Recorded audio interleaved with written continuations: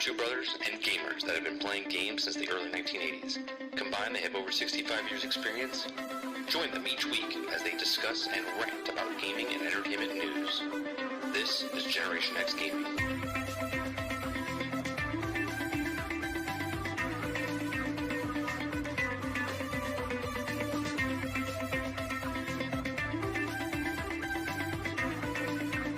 Hello, everybody, and welcome back to another week, another episode of Generation X Gaming, the weekly podcast that goes over a few of the top stories from the past week, and we rant along the way.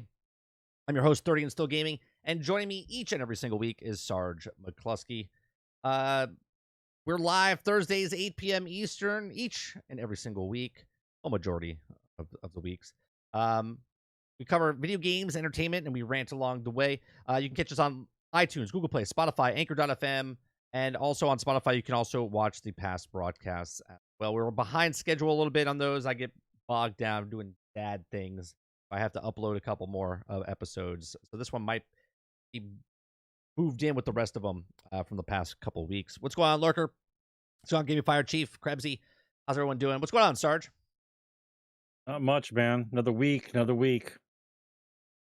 Lurker, you're saying that NBC didn't let you watch it. What's wrong? You can't see the coverage that I did earlier today? Is it copyrighted? Is it like copyright strike?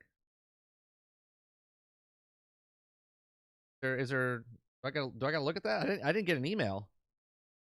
So I don't know if it's on my end or if it's on your end. Just say. Make sure here real fast. No, I'm good because I didn't monetize it. Oh, it's ineligible. What? I didn't have it. God's sakes. These fuckers, man. Fuckers. I swear to God. Give me one sec. Partial block. What do you mean by ineligible? I even shut off monetization, right? And I got copyright claimed anyway. It always happens with these damn shows. Always happens with these damn shows. So it's partially blocked in certain areas. All right. That's weird. I'm gonna see if I can get a link to you, Lurker. I'll see if I can get a link to you. Because if I make it a members only, actually maybe I'll do that right now. I'll do that right now. That works.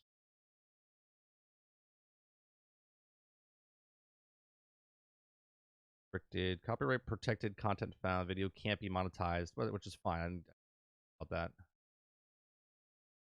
All right, I put it on members only. See if that works out for you, just to see if it. All right. What have you been playing, Sarge? Playing. Well, today I was putting on punishment apparently because of the update that Division 2 is having, so we can't play Division. Yeah, Division's servers, they went to do the update, the maintenance update, and then the server, they couldn't figure it out. It broke the game, right? So a lot of things break Division now. So now, because it broke the game, they didn't fix it before they left the studio today. So they're like, we just put it on hold, and we'll get back to it tomorrow morning, which is fine. You know, I understand. I can go touch grass, go play a different game, or whatnot. I just find it funny, though, since this new team took over, right? Because we know why the problems are having, right? Because Massive, we know, are working on the Star Wars game.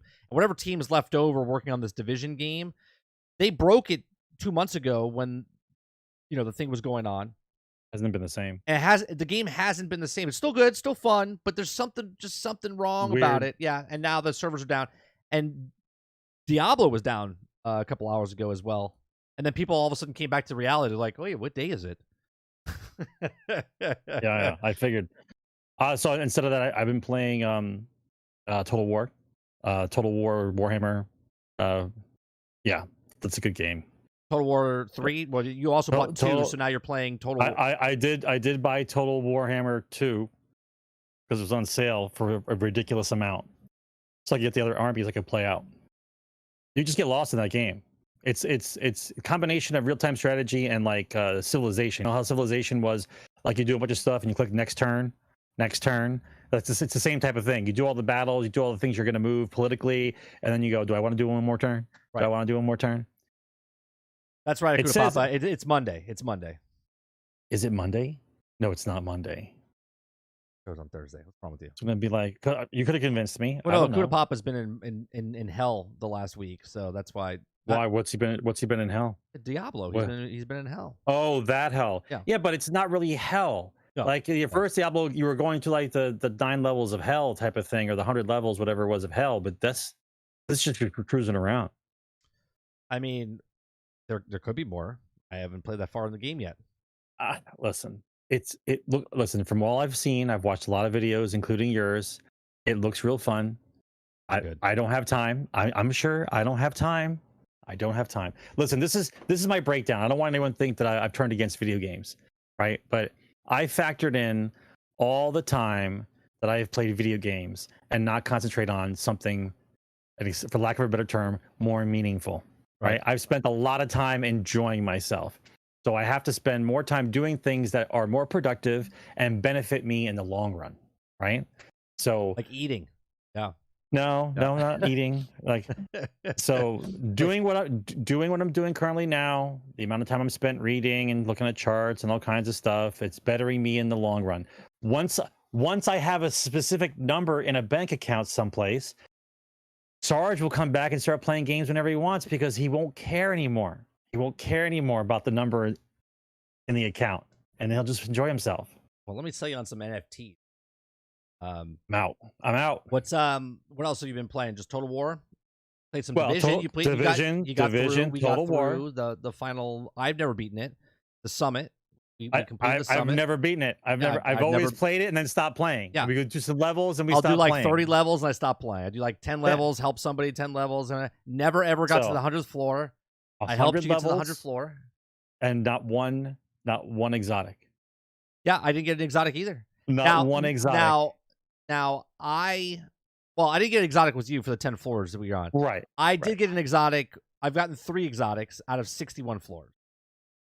Okay, because it's still light. Oh, sure. Light. Sure. A little light. And it was funny because when I played for 60 or 50 to 60, I was going for SMGs and I could not get my vector. I was getting all these other SMGs. I was doing targeted loot. In yours, I got six vectors in the run that I got, and I was like really surprised by that. But yeah, I liked it. That last fight up on the top floor was kind of ridiculous because they make you cheese it. Yeah, they make you cheese it, and I hate that with a game because it's like you get there and you're and I was very aggressive. My build's very aggressive now. I have the vector. I'm like running in. All you hear is I'm just like mowing people down, and I have to get up close to them to do more damage. And I feel like okay, I'm at the door. We're like, all right, let's go in, and then we open the door, and I run in to like hide and whatnot, and I get my ass pushed back, and we're out in the hallway. We're out in the hallway of where we started from, and then you have to like sit back and wait and throw grenades, and it's like. Why does the game make you have to cheese it? Well, that's the complete opposite of Redfall. See, in Division, you have AI that's so infuriating difficult that you have to cheese them to win because they overwhelm you and rush you and do all kinds of what is called tactics in order to try to get you out of cover in the open, get claimed by AoE attacks. And so complete opposite would be like Redfall, where like a guy stands there with question marks above his head because you did a dodge roll behind him and he doesn't know where you are anymore. Like that's the difference. That's the difference. I don't like when it cheeses like that, but if you have to do it that way because the game does it, you have to. You have to. And I hate that. They make it so difficult. You're like, well, I'm just gonna sit in this closet behind this door because that's the safest place. And then of course they send drones in and they send other things in. Oh my god, the kamikaze exploding drones and all that kind of stuff. I got to redo my build again. I figured out a way to redo my build again. I started playing Wasteland 2 actually. Oh, okay. Yeah. Yeah, I have 3 on there, but I didn't want to do 3 until after I did 3. I don't have time. It's like I get involved, right? And I'll play it for like 3 or 4 days and then other stuff happens. And then an update for some other game comes out, and then I'll get sucked into that and play that for a while, and then I don't go back to playing Wasteland. I mean, right? I've been playing 52 hours of Diablo this last week. The same thing is going to happen to me when Baldur's Gate comes out. I know it. Baldur's Gate is going to come out. I'm going to start playing it, get really involved in my D&D character, and 3 weeks in, I'm going to be like, I have to do something else, and then forget what I'm doing in Baldur's Gate. I know it. I know it's coming. Yeah. Well, this is why when I stream, I play a game and play a game and play a game, at least to beat the campaign. And then once I beat the campaign, I feel better if I drop it and don't go back for a while. And then in my spare time, I'll turn it on. Like, I'm still collecting stuff in Jedi Survivor, right? I'm going around and trying to find all the packages and the containers to 100% it. That's what I'm trying to do. But Diablo came out this past week, and that's all I've been doing. Like, I feel like I've lost something. Like, because I've only put in about 2 hours, 2-3 hours each time I play it on stream, right? But I feel like even today, I played this morning, and then I took a break before the Summer Game Fest started, and I was just like, what day is it? Where am I? Does my son have to go somewhere? Like, I felt like I was completely losing myself in that game. It's a very addictive game. Anything else, Sarge, that you've played? I think that's about it. I fall into there's a couple things I play a little bit and then I stop playing because I finished level. Like I'm still going through all the characters in Vampire Survivor. I'm on all characters now, 4 maps complete. All characters 4 maps. Oh wow! And so I just keep going. My son plays it on the phone. Inevitably unlocks another character at some point. And then you have to do that character at the end, and I go back. My son still plays on the iPad. I figured out now which things are connected to which other things now by heart. So like now I know I don't care what I get as long as I get its match. You know what I'm looking? You know, I get the upgrade. That's all I care about now. Because if you try to get the specific one for yourself, the game kind of screws you and it'll only give you like half of the pair, and then you don't get the bonus. And so at the end, when everyone's on top of you, you're all claustrophobic. If you don't have enough AOE attacks, then you would end up dying anyway. And I don't know about this rumor everyone keeps telling me that you can kill the Grim Reaper. I've never killed him. I've had the tried. best possible chances of killing him. I could never kill him. I don't think you can kill him. I think you guys are lying to me. I don't think you can kill him. Look it up on YouTube. See if you can kill it. I've even got it to a point where I had the chandeliers, the candelabras all open, and one had a time stop and a nuke and all this stuff. And I waited there and I didn't collect it. And I waited like 20 minutes for him to come get me. And then when he came get me, then I touched all those things to freeze him so I could do damage to him for like 8 seconds without him doing anything. I still couldn't kill him. And I had like maxed everything. So I think it's a lie. I think it's a lie. Yeah, I think you can kill him, but I'm not sure. Yeah. I'll talk. All right. I'll talk. Well, this weekend, let's see what I played. I didn't play Battlefield this week because of Diablo. I played a little bit of Division. I played the Summit with you. I'm trying to think if I played another. I don't think I played anything else. Well, that's not true. I played a nice game. I've played it before, and I've talked about it before on the show. My son, the last couple days when I'm not streaming, he wanted to play a game called Trailmakers. Oh, we played Minecraft as well. We played Trailmakers. Trailmakers is a really, really cool game. It's a game that you engineer things. Okay, so there's these stones that are all around the map. Okay, there's like little stones. There's explosive stones, or they're called power cores. Right, so there's like red power cores that explode. There's little rocks that you pick up and they're each one of the rocks that you get back to one of the depositing stations gives you that piece so you can build your vehicle.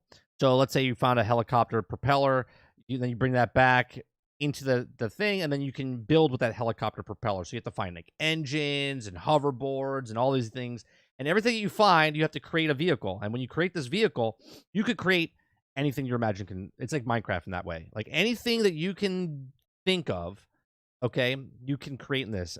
Very complex, very let me see if I can bring this up. Like it is, I don't have any gameplay of myself, but let me bring up Trailers. Okay, let's see.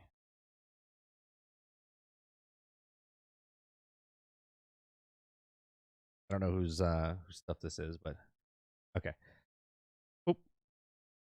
So in Trailmakers, you can play with other people and whatnot, and you can, like, this is built.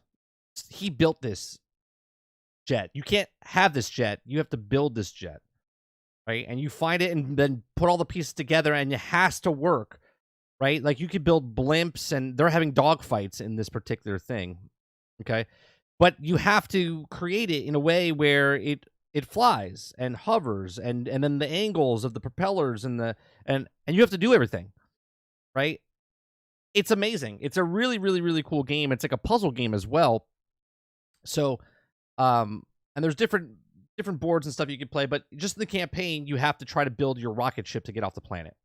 To build a campaign, you have to find certain pieces to build the rocket, and then once you build the rocket, then there's predetermined things that you can build, but then there's your imagination that you can build. So let's say there's a big boulder on top of a pedestal. You can't get it off that pedestal. You got to figure a way to do it. So you have to find the pieces to make your vehicle hover, and then you would have to hover up in the air to get up on top of the rock. But then it's a big boulder, so then you got to figure out to change your vehicle to make a grappling hook or a claw or a magnet, and it's very, very cool, very, very cool. I'm not doing it justice. What's the fun? What's the fun? The fun is finding the stuff and then building things to make it work. It's like okay, but be a little bit more specific. So, are you talking about like I got to figure out how to put the electronics in it, or is it just shapes that go together that make a thing that makes it move?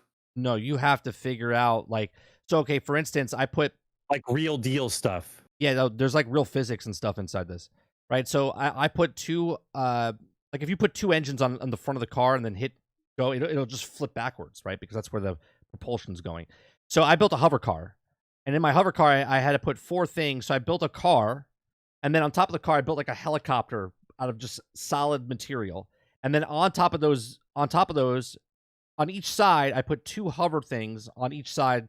So think of a plus sign, and then there's hover things on each of the things, okay? So that when I press the button, it goes up in the air and hovers. Now, I can't move forward or backwards, so then I have to put engines on my car off the sides. So when I push the left trigger, I now have momentum to push forward. Okay. And you can configure your buttons to do certain things. Then I have a magnet underneath my car.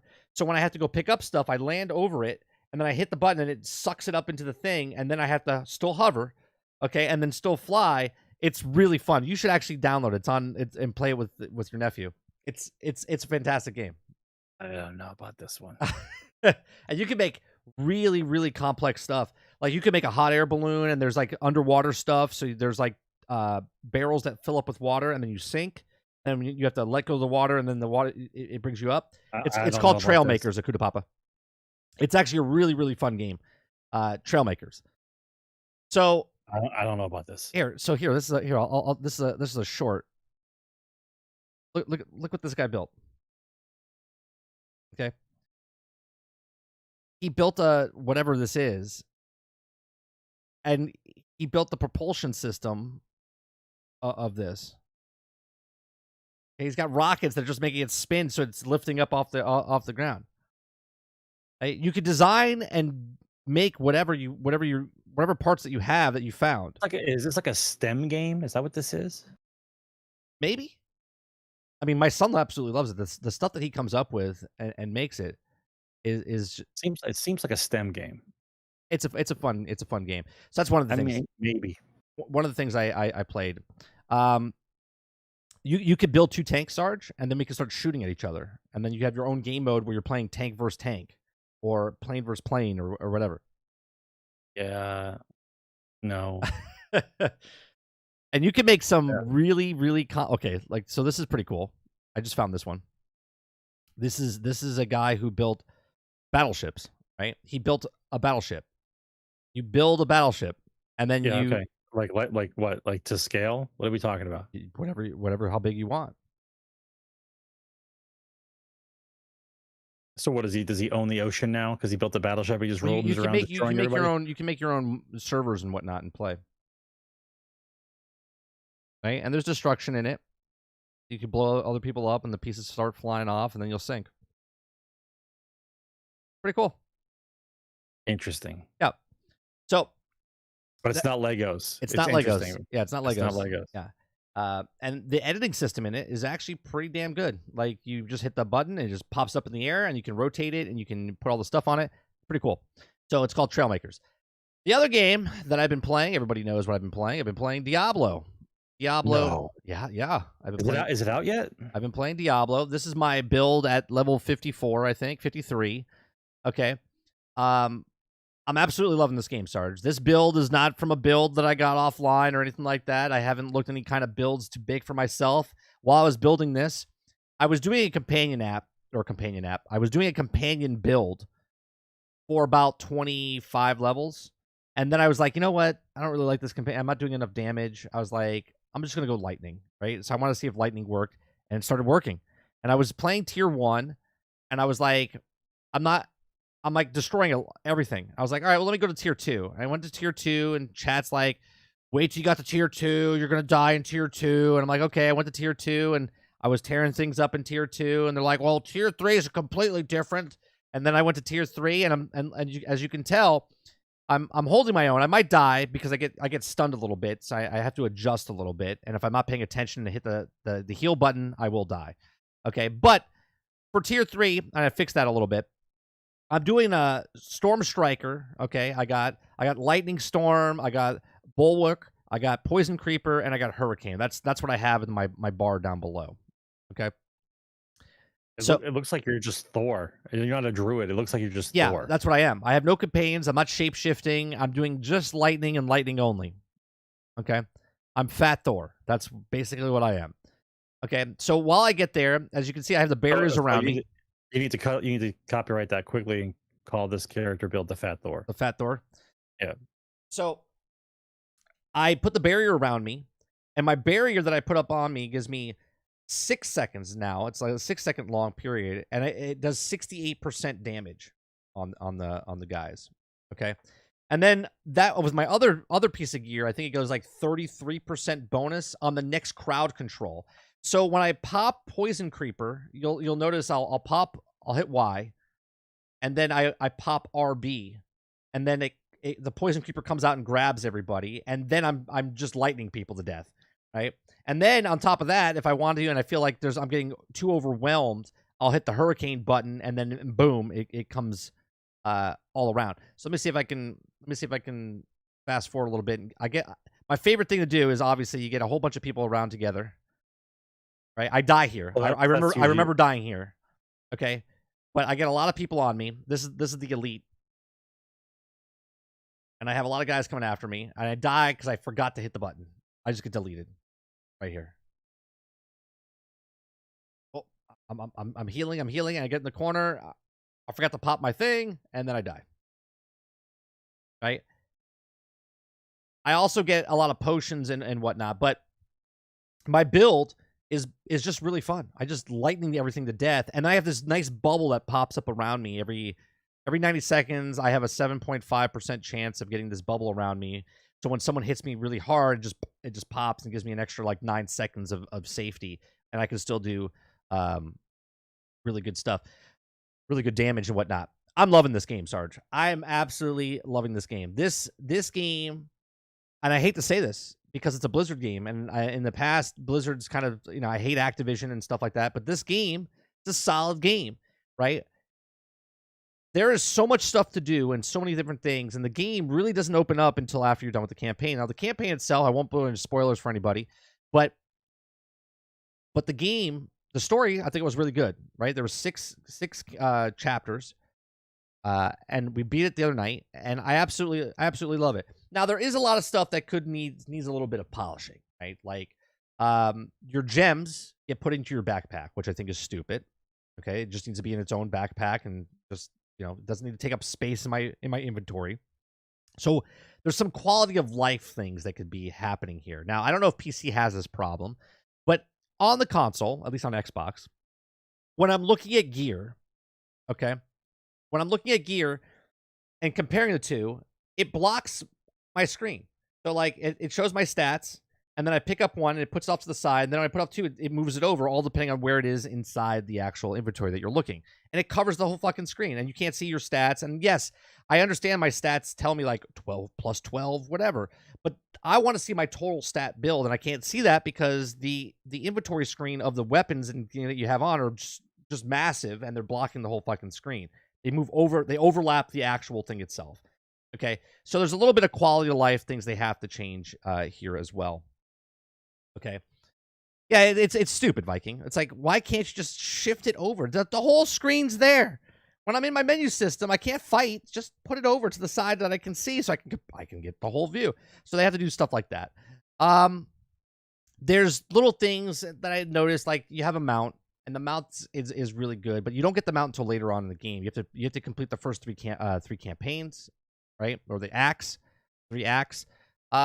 If you just burn through the campaigns, I feel like this is a weird balance here. Okay. So if you're a hardcore Diablo fan, you're just going to run through this game and you're going to enjoy it, and you're going to the end game, right? So you really don't care about the mount and the campaign stuff. But if you know that you get your mount and you can get around the board a lot faster with the mount, okay, even though there's fast travel and stuff like that, I suggest you don't burn through the campaign. Even though there's a lot of stuff to do after the campaign, but the way they set this up, I don't know why they put the mount. They probably did a test. They're like, well, this is the percentage of people that are playing the game. But it's at the end of Act 3, and you're about, I don't know, what would you say, chat? 10 to 15 hours into the game before you get the mount, right? Most people won't even beat the game in that amount of time. But I would say if you're a casual person, you're about 10, 15 hours into the thing, and you're getting your mount. But it's stupid. Like, you're rushing through to get your mount, and then it's just a dumb thing. Like, let me go to the thing. Make it a price. Make it a price. Make it like $30K or $50K or something, and you can buy it right off the bat or something. You know what I mean? Like, build up to get the money and go. You have something to shoot for. What does it matter? What does it matter if you have the mount or not at that point in the game? It's just to get you around the board faster. So if there's fast travel, only if you've been there before. Well, it's like any other game. It's like that. Which I have no problem with that. It's just the mount, and this is my rebuttal here. The mount's only in the game because it's another thing they can sell in the microtransactions. Okay. That's what it is. It's another thing that they can sell you a skin for. So it's like a playable character, basically, right? Like you have 5 classes, so you can buy cosmetics for those characters. But once you've done the entire campaign, you've traveled to all the locations, you can fast travel. So again, I ask, what's the point of the mount? There's no extra storage or anything like that. If you just get around faster. If you're almost finishing the campaign before you get the mount, like almost finishing it, and then you get the mount, but then you finish the campaign, you already got all the. Then what is it for? Don't you want to kill stuff when you're walking around? That's the whole point. Can you kill stuff when you're on the horse? You do, but if you want to get to like the dungeon faster or something faster, there's only like one waypoint in each region, right? So when you pop into the town, the whole point is killing shit. Sure. So if I'm on a mount, do I kill shit on a mount? Sure, and this is where the casual / hardcore. The hardcore guy wants to get to the dungeon as fast as possible so they can get the elites and kill the elites. The casual's like, oh, what's that? I'm gonna go over here. I'm gonna go over there. It's just weird. Like I said, the only reason the mount's in the game is basically to sell you microtransaction. Right, to find the little statues. Sure, right. It makes you go around faster and it's easier, so you don't have to. When you're not wanting to kill shit. Right, when you're not wanting to kill shit, right? Otherwise, wouldn't I just kill shit while I'm on the horse? You can't do any. You can't kill shit while you're on the horse. No, you can't. You can't kill nothing. When you're on the horse. That would be so OP. If I never had to get off my horse, Sarge, and just lightning people while I'm on my horse, that would be totally OP. I mean, that would make. I'm sorry to say this, but that would make sense. Why the horse? I mean, sure. Almost like the last half of the. I would just run in circles around people and I would just run circles around the bad guys and just shoot lightning out of my ass. I'm just saying the limitations on whether or not I'm riding a horse and whether I can attack seem a little strange. That's all. All right, so here's the example of the menu thing I'm talking about. Okay, now let me back up a little bit so you can see what the thing is, right? So let me back up because I don't know how bad. Okay, there it is. Okay, so look, there's the stats. Okay, so you can see the stats. There's my attack power, 1500. My armor's 3400. My life, right? So then I pick a piece of gear. I want to look at a piece of gear, right? And boom, it covers that up. Okay, and I have the compared screen on. So now it's like just scoot that shit over to the left, so it's not blocking the rest of my view, right? And I see. It's blocking your actual stat screen of your character instead of using the rest of the screen. Unless you use the rest of the screen, right? Now, I got you. I've shrunk it down a little bit, but it still happens. It still does the exact same thing. And all depending on, I'm picking the thing in the middle of my backpack. That's why it's overlapping. If you pick the first thing in the backpack, that moves over. It moves. It needs to be like a centimeter away from whatever you have clicked. You see what I'm saying? So that's a quality of life. Here's another quality of life thing that I found out day 2. I went to the game system to look at stuff because I wanted to see if I could, I don't know, adjust the camera, do something different. And I saw that it was detailed information, right? There's two detailed, and if you look at the stats now, they're in brackets. There's like these brackets that are happening here, Sarge. Okay, so for instance, if you notice on this first weapon I'm using here, it says willpower plus 96. Okay, and in the brackets it says 78 to 96. So this weapon, okay, is perfect for that because it's 96 is the high end, not the 78. You see what I'm saying? If that wasn't up, you would just think that this is 96, but 96 of what, right? Is it out of 100, right? So you start looking at your gear, and when you look at certain things, you might get a 35, right? Like the one below it is 42.9% out of 62%. So you might have a gear that you think is the best, but it's actually worse because it doesn't go any higher than the other piece of gear that it looks like. So without these brackets, you really don't know what kind of gear you have. You need the brackets. All I heard after all that was 45% of the time it works all the time. That's right. all I heard. That's exactly right. That's all I heard. That's all I heard. I don't like convoluted percentages on top of percentages. I just like when there's an arrow and an arrow that's like your attack's gonna go up. It does that. Your defense goes down. It's like, well, it does good. The bigger number, the better. Yeah, no, until I figure this game out. The bigger number, the better. That's not always what you want, because if you look at the skills, like for instance, look at the thing at the other. Let me see if I highlight something else. Okay, so the boots that I have on, right? The boots that I have equipped, okay, it has +1 max evade charge, which is the top. The Shire buff duration's 8.4, which is top for that. Okay, the 31.2 is almost top at 34.8. But if you look at what I'm putting on, I would lose if I put the gold boots on. I would lose. It's in red at the bottom. Okay, it tells you everything you lost, and then it tells you like the movement speed. I get -5% as well. So it is showing you the green numbers, the red numbers, and stuff like that. But green numbers don't always mean better for your build because, for instance, you want depends on what you're going for. Right, what your build is. What you're going for. You can expect yourself out to be a glass cannon, and with evasion that's really high. Right. It's only defense. It just depends on which way you want to go. Like I'm hoping that the depth of the builds in this game is on the same level of like what Division can do, because Division, there's a lot of different builds you can make in Division, if you depending on what specific spec you want to do. Yeah. This one hopefully has a little bit more variation because of the powers that the actual characters use. I'm trying to find a picture of the map real fast to show you. The map is gigantic. I mean, it's ridiculous how big the map is. There's so many dungeons, so many things to do, so extra quests. There's events that pop up every other hour. Bro, is how fast can you get a character leveled up so you can keep on time with all the new battle pass stuff that comes out every season? How fast can you do a character? See, I don't know how that's gonna work. Like, I'm kind of interested in the hardcore thing. I've been watching a lot of hardcore gamers like play hardcore characters, and then when they die, they're just like they're shocked because they die over stupid reasons. You chose hardcore. No, I know. Surprised? But they die for the stupidest things. Like they die like, okay, the number one guy that got to 100 first. Yeah. Already? Yeah, he was number one. Hardcore 100 already? Hardcore 100. And he died to desync. To disconnect. Like, yeah, but how do you die? The game disconnected him and it killed him. And when he came back, he's like, whoa, 84 hours into the game or something like that. Ridiculous. That seems a little ridiculous to be DC'd and count as an actual death, though. Yeah. So, but I'm interested in something like that. Like, because I feel like there's something worth it. So you're going around seeing how high you can get, seeing how gear you can get, and seeing how badass you are, and see if you can make it to a level 100.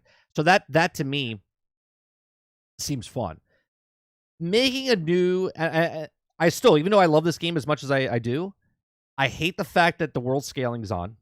Hate it. Everything is just. What do you mean that it's on? Okay, so no matter where I go in the world, I'm 54. It's 54. That's what it is. Well, there are things that are 54 a little bit above you. Sure, but it's scaled. It's always scaled. I don't ever feel like I'm a badass. Right? It's always that I'm just on the cusp and I could die at any moment. Right? Type of thing. Another thing, because it scales, a person that comes into your game, let's say you're like a level 50, and a person comes in at level 15 or 20, it's scaling to them as well. So they're actually doing more damage than you are. Okay, so the people at lower levels are doing higher damage than the people at the higher levels. Okay. It's weird How does that work? because of the scaling. Okay, so that's one of my big complaints is I don't like the world scale. I said this before the game came out. I still don't like it inside here as well. Okay, now another thing I don't really like is that So there's no area. So there's no area you're walking into where you feel overwhelmed, unless you get a really shitty build. yeah, well, you can feel overwhelmed real fast. Like if the butcher comes along and you don't think you're building, you better run because he's gonna kill you. One tap, one tap, and you're dead. Okay, so it is it is fun, but at the same time, I just feel like the gear also, right? Like one of my problems with the gear is that I like Division's gear. Like if I want to look for a mace or if I want to look for a certain thing, I want to locked in like where am I going to find this? And if it takes a long time to do it, anything. what's that? This one's anywhere, anything. Anything, anywhere, anytime anyone drops, right? And obviously elites drop higher gear than normal, but anyone can drop anything. Or you can open up a chest and get anything, right? So there are those things as well. The convolution of I'm still learning. I listened to, and I didn't really watch a lot of Diablo builds at all up until this point, but I wanted to see the end game, and I wanted to see what the boards were. It was like I went through a trigonometry class in college.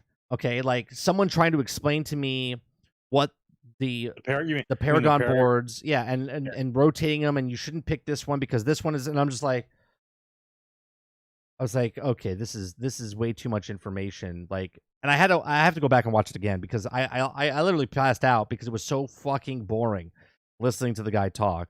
Okay, I got to find someone really excited to talk about it. But honestly, no matter which way you put the board, if you just started picking stuff and went through it, like at the end of all the boards you can have after you've gone through them all, I'm just curious: is there like a severe? Like such a severe percentage difference that your character is garbage? Well, that if you don't put those cards in the right order, or is it just something to do to learn the game? Okay, so one of the Paragon board things will be like, if you click this glyph, if you have 180 intelligence, and I'll show you like I'll have 108, you'll get a bonus of 25 extra damage on this thing, and you're like, okay, so I have to put this on and put this piece of gear on to get this thing up over here, and then you got to go up this. Or if you pick 5 intelligence within the circumference of this area, then you'll get. You're like, okay, God. So the Paragon board's not about going through and just cutting through and getting as many Paragon boards as possible. You only have, I think it's like 245 points or whatever to put across. So if you're a person that wants to build and you want to fill up one freaking card completely and then move on to the next card, you can do that if you want, right? But obviously the stat nerds out there are already figuring out what's the best percentages for doing stuff, mid-maxing, and everything else is garbage, right? So really there's no reason to have all those freaking things because the best things are going to be figured out in a matter of moments, right? So how you place the card to get the most strength attack and how you place the card which way to rotate it, which way to go for. Right, people are already figuring that out. So my big things are the scaling, the no intentionality for loot is just everywhere, and then the Paragon board is just it's simplistic, but it's also convoluted simplistic. You know what I'm saying? Like it's not really in depth Paragon board. It's just simplistic, but it's complicated for no reason type of thing. Well, you can always the game gives you a chance to respect, right? Well, no, so it doesn't really matter. Well, that's another one bad points that I have. Okay, if I have my build for my druid as is, okay, and now I go through the Paragon board, and let's say I have 200 points, and now I want to change my skill level. It's going to cost me millions and millions of coin to rechange. It's actually easier to put in 40 hours into another build than because if you use that money, you're going to have to grind that much just to get back to it anyway to try a different build. Okay. And it's stupid. Okay. It's stupid that you have to do it that way. Like, I just want to switch my guy. So here's a simplistic, right? Division has the watch. And if you want to put stuff in your thing, you just put it in, right? And that's it. In this, you're like, I got to go up this little path, and then I got to make a left over here, and then I got to go make a right up here. Like, why can't I just pick intelligence? I just want intelligence. Or I just want strength, right? There's going to be defenders like, well, that's just the way the game is, bro. It's like, it's convoluted for no reason, right? Paragon, I could be like, I want a strength build. Put strength, right? And all you have to do is like, tab, strength, intelligence, right, dexterity, and just go 1, 2, 3, 4, 5, 6. I have 106. And the funny part is, inside the ability board for the Paragon, they actually have that. They actually have it above, like how many points are in each thing. Okay. But yet I have to go to this complicated board and rotate things and change things. And there's a glyph here and the red circle here. And then you click this and you get to the 5. It's just like, why? Why do I have to do it this way? But it is. It's just to keep you in the game, keep you in there longer, just to keep going a little bit longer. So maybe you're like, you know what? I'm having a grand old time, right? And then that's it, right? That's what Diablo 3 Paragon system. Exactly, Lurker.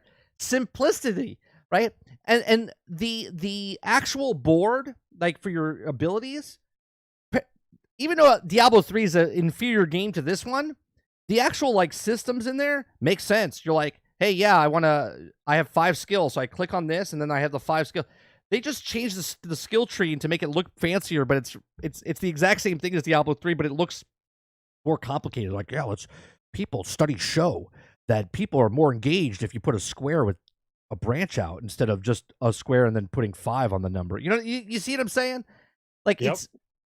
I don't want this to sound like I'm hating the game, because I'm absolutely loving the game, but the problems, the game, the convoluted. I got it. but there's certain things in this game that just like, you've been making this game for 30 years, okay, right? Like, you've been making this game for 30 years. You would think you would understand. You would think you would know how to, like, don't take something that was good out and then put something more convoluted in. Okay, like, you don't have to reinvent the wheel for certain things. You can just make it look pretty. I don't know. If you think Diablo's 4 is complex, you should see. Oh no, I know Path of Exiles. My problem is Path of Exile is complicated because it's complicated. Diablo's complicated because they have bad design. That's it. They're trying to make them feel like it's difficult, but it's not difficult. It's just convoluted to be convoluted. Yeah, to make it seem like it's more detail or in depth, when really it's wasting your time. Right. I got it. Overall, I mean, listen, it's been a long time. I'm glad that we'll see. There's the initial outlook of the game, because everyone's anticipated this game for so long. I want to see, after everybody's played the campaign and when you're actually playing the game day in and day out after, what the word is then. Yeah, but Quintar, I don't care if it's a completely different thing. Imagine if there was a technology to take the disc or the cartridge or the floppy disk or whatever and put it in the machine and go, how did we do it back before? Oh, look at that. We did it really simplistic, where you can just pick strength, dexterity, intelligence, like super easy. Instead, they're like, what about if we make this board spin and the point stays the same, but there's going to be 5 things over on this side and there's 10 on this side, but there's going to be, it's just, in the better words, it's retarded. It's retarded, right? It's a Paragon system is just, you know, I'm barely in my first card. I haven't even picked the second card yet into the thing. And I'm just like, this is, again, the video I watched was like, why? Why is it this way? Right? Even the people that are diehard, like 1%ers, are like, yeah, this is stupid. This is stupid. Your complaints are fair. People have the same complaints. Many of the Diablo partner streams have the same complaints. Yeah. Once again, I will wait until after when everyone's done with the campaign, who's going to play it and playing the game as you play Division now, after the game's done, and I want to see what the word is then. We'll get the truth from people. We'll get to see what this is. Like, you've missed the game for so long. You've wanted a Diablo game for so long. Now you have it. Now we're going to see how you handle the systems that are actually in the game, and then we'll talk again. Here's the thing. The video I watched, the guy made spreadsheets to explain what the Paragon system was, right? Do you need a spreadsheet for Division? You're like, hey, I got a point. Where am I going to put it? Where am I going to put it? Oh, I'm calculator helps, but not a spreadsheet. But you don't need a spreadsheet to tell you, well, if you pick this card has a 7% chance of things on here, and then there's a 6% chance of this over here, and if you really rotate it this way, it's like, holy Christ. Anyway, let's move on. I'm loving Diablo, if you can't tell, but my displeasure with some of the quality of life stuff in that game is just absurd. But hey, it's Blizzard. You gotta hate them for something. So, all right, let's go to top stories.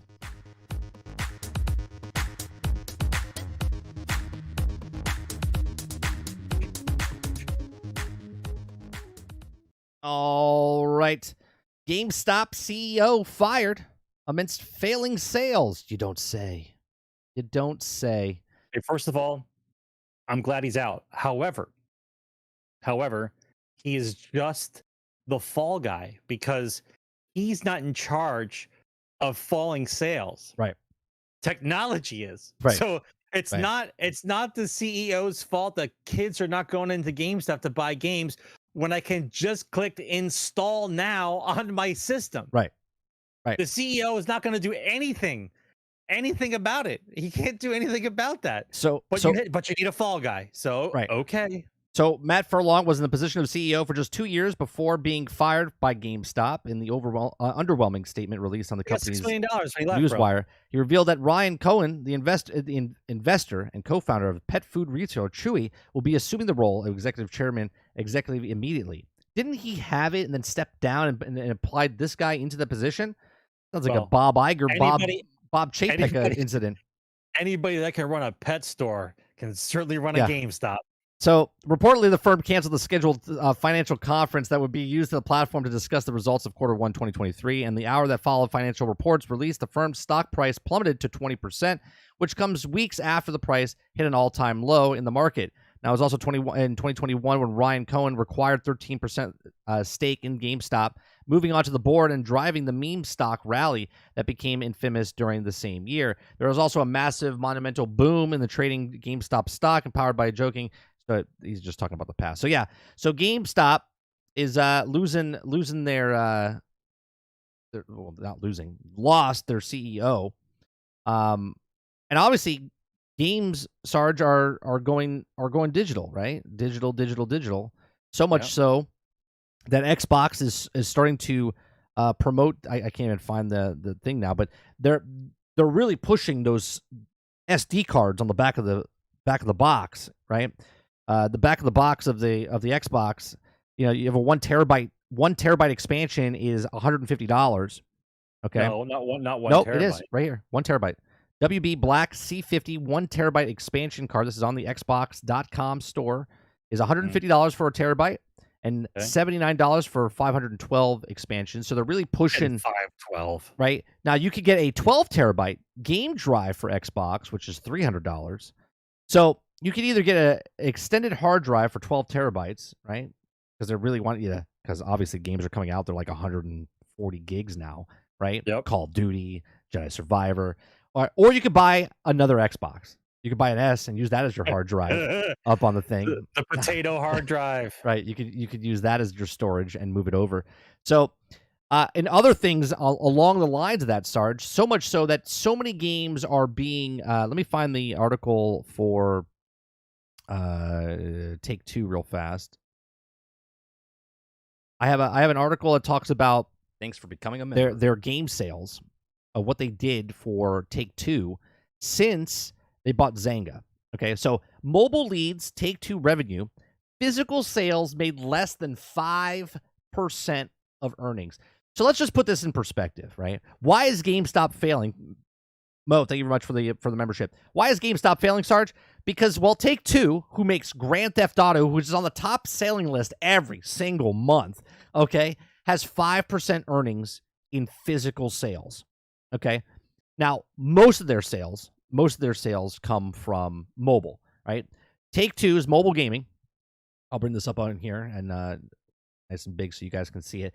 Take-Two acquisition of Zynga has transformed its business. Mobile made $2.538 billion, 47% of the net revenue. Microtransaction spending is up 84% year over year to $4.18 billion. Okay. Digital made 95% of Take-Two's revenue. Digital. Okay. $614 million from advertising and total cost $6.5 billion, net loss of $1.12 billion.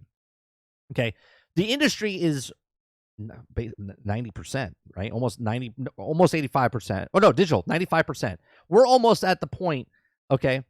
I think record sales are high or are higher than this. You know what I'm saying? Like I think they're like a 7%.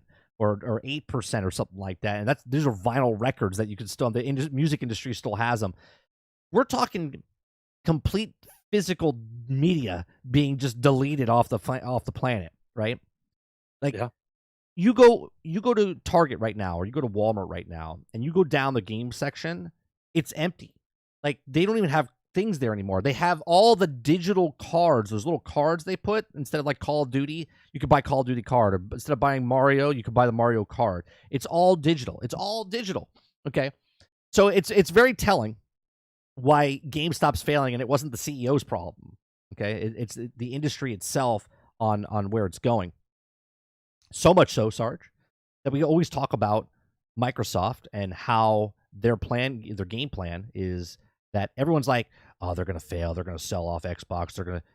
Xbox has shifted so much so into the cloud gaming space, into the Game Pass space. They want you in the ecosystem. Okay, so much so that Tom Warren on Twitter came out and said that Apple has created its own Proton-like tool to run Windows games on Mac. This could be big news for future Windows games on Mac OS, and the tool even supports DirectX 12 games. Okay, so even Apple's like, hey, you know what? We see the writing on the wall. And the last time we went against Microsoft, they kicked our asses because they got the software for computers that are on everybody's computer system nowadays, or 97% of the computers out in the world. Yes, there's Linux out there, and yes, there's iOS or whatever, or Mac OS. But even Apple's like, yeah, we got to get this. So now you look at this. If they're running Windows games on a Mac like this, and Apple has actually created their own system to do it, okay, this is just one more. And then today on the Summer Game Fest, Samsung had a commercial going on about streaming services. They had Luna, they had Game Pass, they had all the games that you could play, all the services that you could play right off the television set. They said you don't even need an actual console anymore, right? So these are things that are facts that are happening in the industry right now, where all digital media is taking over and all physical copies are going to be basically nothing. It's going to be like 5%, 3% of what it is now. Obviously, Take-Two is 95% sales, but I think sales overall is still like 85%. But if I can find a hard copy for the last couple of big games that come out, I'm probably going to end up finding it and buying it, because I know it's going to be the last kind of hard copies there'll ever be. Like, I get everything's digital, but I still want to. If I can get a hard copy of something, I'm going to get it. Yeah, it's gonna be less. It's gonna feel like what's the other thing I'm trying to look for? It's just gonna be like old toy sales. Like, you're gonna just find these newer toys that are just garbage, and to try to find that really cool old piece of toy, like an old Transformers or old G.I. Joe, it's gonna be out the door. You know what I mean? It's gonna be really, really hard to find, and that's what gaming's turning into, right? Let me see here. Speaking of technology, speaking of Apple and how they just came out, and last week you mentioned that you thought that Apple was going to go VR, or I think it was last week or 2 weeks ago, and I said I think they're going to go AR. And sure enough, Sarge, they went scuba diver gear, snorkel mask, for your next pleasure of it's called the Vision Pro. Okay, now this is a $3,500 price tag to this. Now, this is a computer to your face. That's what this is. This is you can check your emails in three-dimensional space, as you can say. It says frees up your desktop and your apps will flow. So basically, people are going to get rid of their computer systems and just put this $3,500 headset on, so they can look at this giant screen up against their 2-foot wall in front of them. For most households. So you can see that there. It says that with the Vision Pro, you have infinite canvas to transform how you use the apps you love, arrange apps anywhere and scale them in perfect size, making the workspace your dreams and reality, all staying present in the world around you. Browse the web, Safari, create your own to-do list, notes, chat, message, seamlessly move between them with a glance. It says Ultimate Theater, wherever you are, right? So this actually has a big... I don't want to say it's going to eat into the television space, because obviously it's a single user experience. Not yet, but it will. Right. So it's a single user. It's one less thing that you're in your house, right? If I don't need a TV in my house, if my 85-inch TV is the goggles that I wear, right, 85-inch, you can make it. And they also show the gaming. Now, gaming. This is why we're bringing it up, right? Do we think now? Obviously, this is a AR. And it's taking a television set and putting it in front of you, so you have a bigger screen. So a person that doesn't have, you could buy a really big screen, but now you can see it on your face, and you can sit like you're sitting in front of a 7 foot, 7 foot tall theater system. Right. You're in a small apartment, but you have a 100-inch screen. Right. So you can see that the game is on there. It says Vision Pro can transform any room into your own personal theater, expand your movies, shows, games up to perfect size while feeling that it's a part of the action. Spatial audio, and it's also moved pixels of 4K TV for each eye. You got 4K in each eye. With the pixels of 4K in each eye, you can also enjoy stunning wherever you are and wherever the flight. So it says it's also be in the moment all over again. Here's what I don't understand. They show about conference calls here, right? Which is funny because those people are using a computer, right? They're just like me and you right now. We're using a camera, and I can see you, and I can wave to you, Right. hi. But they're looking at this person, and what do they see? Right? Are they just listening to them? They see you with goggles on. No, That's how? Where's the camera for them to see you? You can Well, see yeah, them. if you have a computer in front of you and you have your But then goggles why on. would you have the goggles on? Listen, we don't go into detail about the reality here. We just talk about how awesome this is going to look. That you're looking at them through goggles and they see you and they don't see anything. That's how this is going to be. Now, okay, It'll be like Discord. It'll just be like a symbol of you. I guess. But where does this take us, Sarge? Where does this take us if you're wearing this thing on your head at all times? Because think about it. Now people are going to be walking around with this. They can still see. They can see out of it like they're just wearing sunglasses. Yeah. But they're all wearing ski goggles. Right. I would think that there's probably, and I'm trying to be nice about this. Once the price point comes down and once it becomes like a mainstream thing, I see an entire fad of kids just living their life through the space goggles. Like they can see through the goggles, but anytime they want, they can turn on their AR and be in a different world outside in the real world. You know what I mean? Like, right. I see that being a thing. Like I see this being like some kind of fad later on where there's going to be a name for them, the kind of person that just wears this all the time, right? They find new ways to transport batteries on them so they can have it on all the time. Like it's going to be like this thing. I think it's really cool. I'm always a big fan of technology, but at the same time, the practicality of what you want to do with it hasn't caught up to the idea of why we have it yet, right? I completely get you don't have a big house, you want a big TV, there you go. I completely get that lack of office space, you want this kind of thing instead of having a big computer in your house, that's the actual computer, everything's on cloud, I got it. But like the day in and the day out use of wearing these ski goggles on, for what reason, I don't know. Like sitting in an office, doing what you have to do by looking at a screen, I don't see the benefit of you sitting in an office with your ski goggles on and looking at 4 screens that are 10 feet high in the office space. Like, I don't understand what that does for you. I don't know. Look, I practicality, right? I live in a house with a wife and a kid. Let's say we have one of these. I have this on my face like this woman does, okay? Right. My wife is trying to have a conversation with me. Does she actually think I'm paying attention to her when I'm wearing this goggles under my face? Well, you could be looking at anything. Right. That's just it. Anything. I could be watching porn. I could be watching porn as I'm looking at her. Right. Right. It's worse than looking at the TV while your wife's talking to you. You're actually staring at her with the TV in front of you. Like that's babe. I really don't see how this works. I honest to God, I don't see how this works. Now, once again, once it becomes the price point comes down and it becomes a mainstay thing. Like I know everyone freaked out when they heard the price tag. But Apple doesn't make things cheap right away. Apple comes out with the craziest thing possible, and they put a sticker on it, they put a price on it, and then you have to deal with it. Well, now, will the top 1% of people in the world buy this? Abso-fucking-lutely. They will be the first to try it and buy it and see what they can do with it. That's what happens. All the people with money, yes. Well, here's another. Yes, Tempest, they did, and now we're gonna see. Here's another thing, right? That practicality. Okay, $3,500. I buy one of them. We're watching a movie in the house.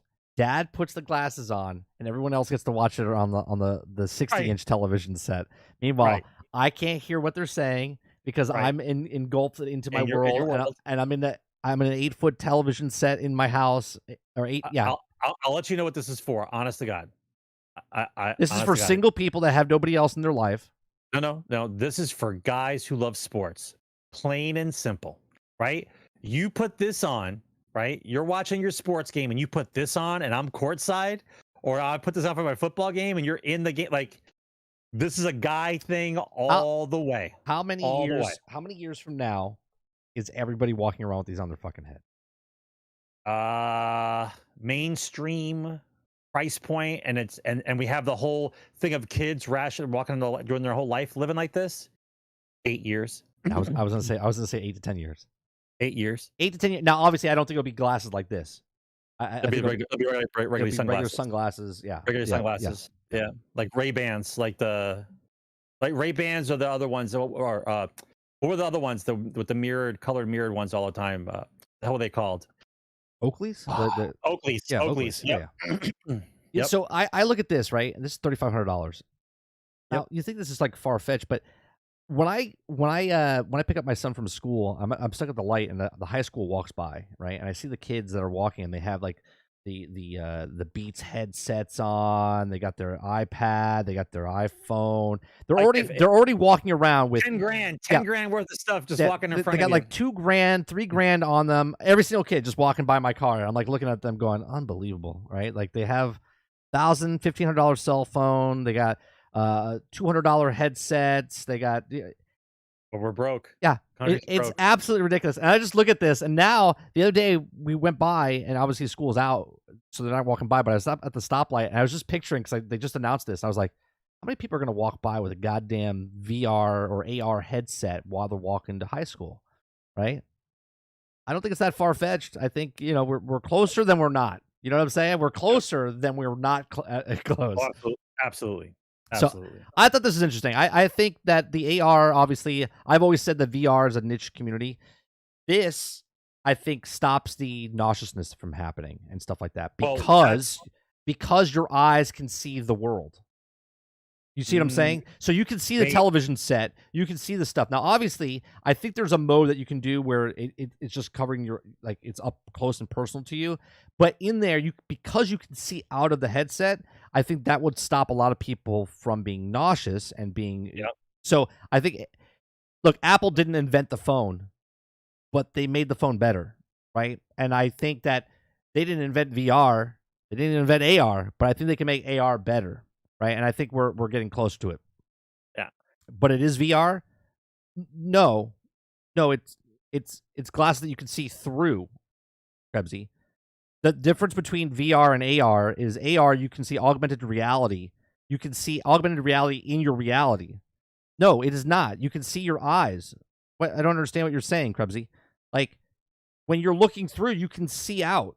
You can see the world. You can wear them like ski goggles. Right. That's why we're having the conversation about people just wearing them just to wear them because they want to be there. This is not a VR where it's closed. It's opened. It's glass. You're seeing the world so you can walk around, not trip on yourself. That's why it's $3,500. Yeah. Yeah, it's just a more expensive HoloLens. Remember the HoloLens was just a piece of metal across your head with just a piece of glass, like right here in front of your eye. Yep. I mean, let's be honest. It's just going to go. It's just it is, Krebsy. It is. It is. What are we talking about? I don't know. Maybe he thinks we're talking about something else. You can see through there. Yeah. That is a see-through. Isn't it a see-through glass? Yeah, she's talking to her husband on the couch. Yeah, it's see-through glass. I know there's cameras up front, but you're saying you see through you're not seeing through that like that. That's not see-through. It's 100% not see-through. All right, I got to watch a video here.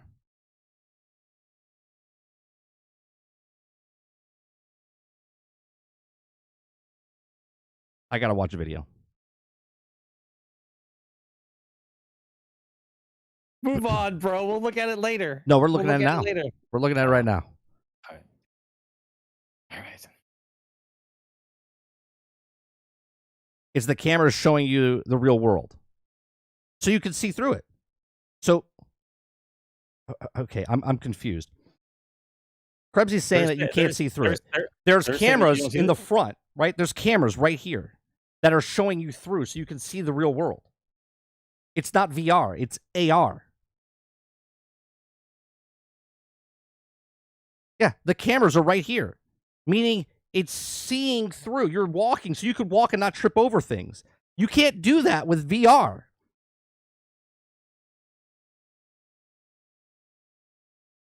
Your eyes aren't real. I know the eyes aren't real. I'm not fucking retarded. Okay, I know there's cameras. I can see the cameras, but you can see through, so you're not getting nauseous because you can see the actual real world. Put a Quest 2's headset on and walk straight.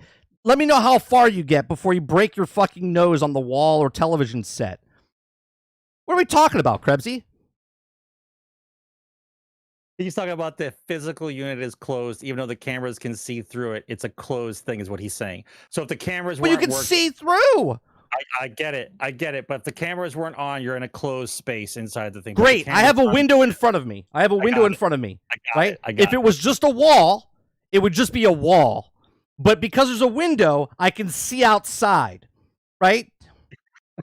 For God's sakes. I got it. I got what he's saying now. I got it. Krebsy loves being no, it's not. No, you can see outside the fucking headset. You see outside the headset. You could walk around your house with the headset on and not trip over anything. To be devil's advocate, though, the camera is acting like your eye. So to me, it's augmented reality because you get to see what's outside. It's not like it's acting like your eye. It is your eyes. Your eyes can see through the headset, so you don't trip or fall, and you can actually see the world. Right. If your battery dies, right, then it goes black screen, and then you die. Right. It tells you 5 seconds before that battery dead. And then you're done. So ridiculous. People are going to be riding bikes and skiing with this stuff on with all kinds of stuff. Like imagine, okay, I'll give you an example. Ready? Imagine you're wearing the headset, you go skiing, right? And inside the helmet you're playing a ski game. Yeah. Right? You're playing a ski game, and when you run over the stuff like in Mario Kart, you run over the stuff, it gives you points. So you're skiing down the mountain and you are the video game. Like I see this happening. For sure. I see how this could be horrendous. Like everyone think of it, go to the radical ridiculousness of it. Like all the kids wear one, right? The price points go where parents can get it, right? All the kids wear one, and everywhere they go, they are the video game. They're collecting things, they're stepping on stuff. Everyone's wearing goggles. I'm gonna go to the store.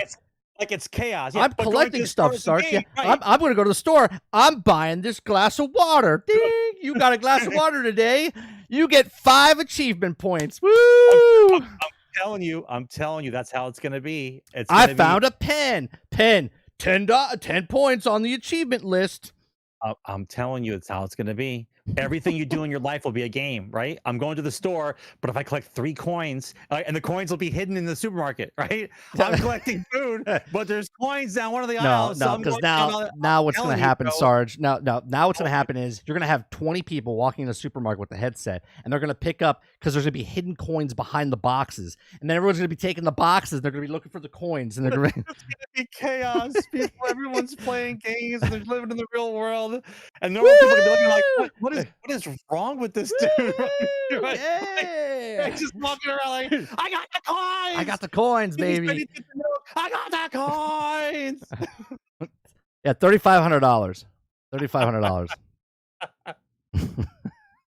Oh my God, it's gonna be chaos, bro. It's gonna be chaos. Go get gas. 10 points achievement. People will be driving their cars with the damn goggles on, looking for the mushrooms. They're looking to run over the mushrooms on the road. I'm telling you, man, it's gonna be chaos. It's gonna be chaos. They're gonna have to ban. As soon as the games start coming out for it, they're gonna start banning it from outside your house. You're gonna have to. People are gonna run up. They're gonna think they're playing Grand Theft Auto, and they're gonna run punch people in the face, thinking they're a character, but they're an actual real person. Yes. Yes. Yeah. Oh my God. Finish him. And you're like, again. guy attached. Oh and then of course, Sarge, you'll hear the stories of video game creates violence, and that's what will happen. Man attacked another man in the street today because he thought he was Kango from Mortal Kombat.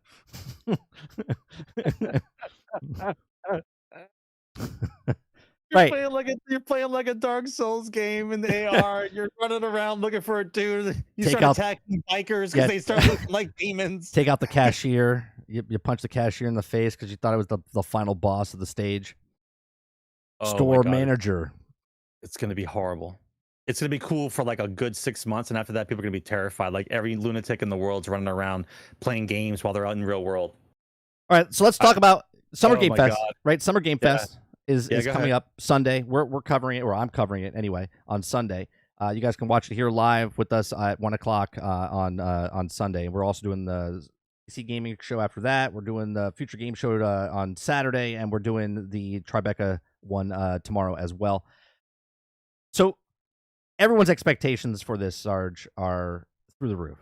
Xbox fans are spooging into their Xboxes. They're spooning with it. They're excited. They can't wait to see what Xbox is bringing. They're pulling out their favorite sock. Yeah. They're getting ready. Oh man. They're getting ready. Oh Yeah, my God. they're super excited, and people were comparing, right? People were comparing the PlayStation show, and they're like, "We don't want CGI." And someone said, "Are you going to put CGI out?" It says 7 days until our first double feature, roughly 2 hours of nonstop games. Okay, and Starfield. And someone says, "Gameplay of announced titles, please, and CGI or unannounced title." And Aaron Greenberg comes out and says, "None of our first-party games in the show are full CG trailers. Everything is either in-game footage or in-game footage." Okay.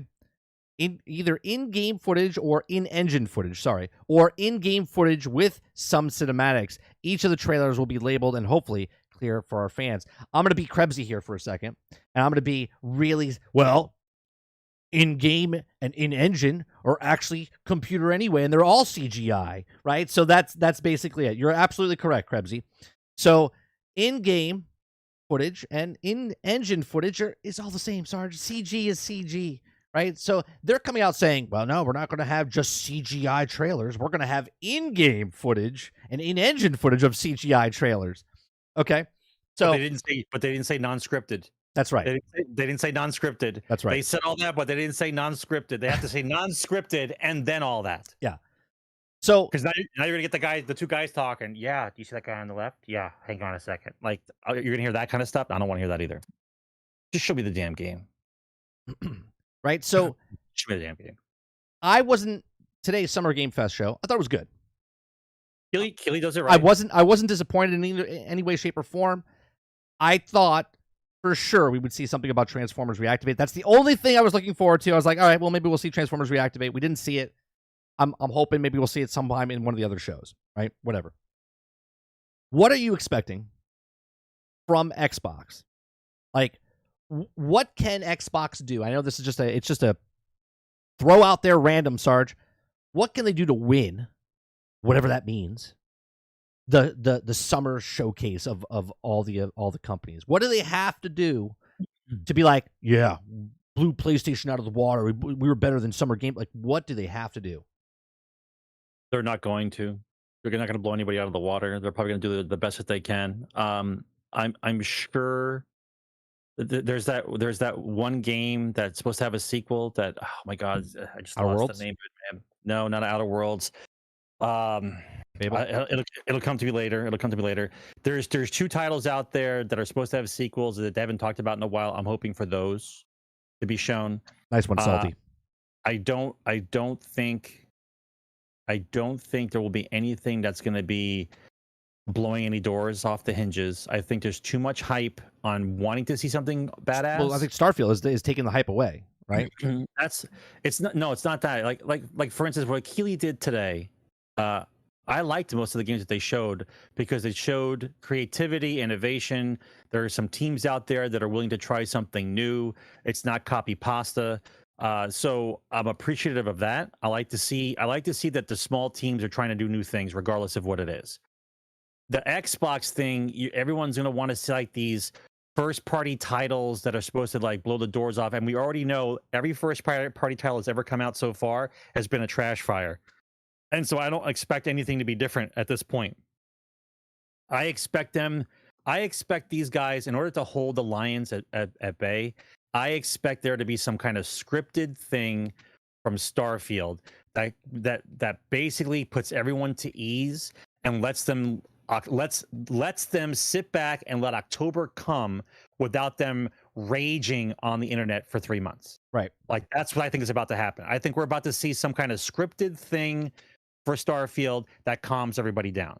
Not actual gameplay that you can be believable, but something that they have scripted that it makes you feel better. Like, oh, look at these cool features. You start talking positive about it, and then they'll just sit back and they'll wait till October to come. But as far as the other titles, maybe 2 or 3 titles that people like really want. There's 2 sequels out there, and I can't remember the damn names. Hellblade 2, I think people said in chat. Yeah, Hellblade. Was that it? Hellblade. That was one. Yes, Hellblade. Thank you, Dupe. So that's what I think is about to happen. I would like to see them not completely do a full court blitz on promoting Game Pass every 10 seconds, but I think that's also going to be part of it. Oh no, that has to be. That is it.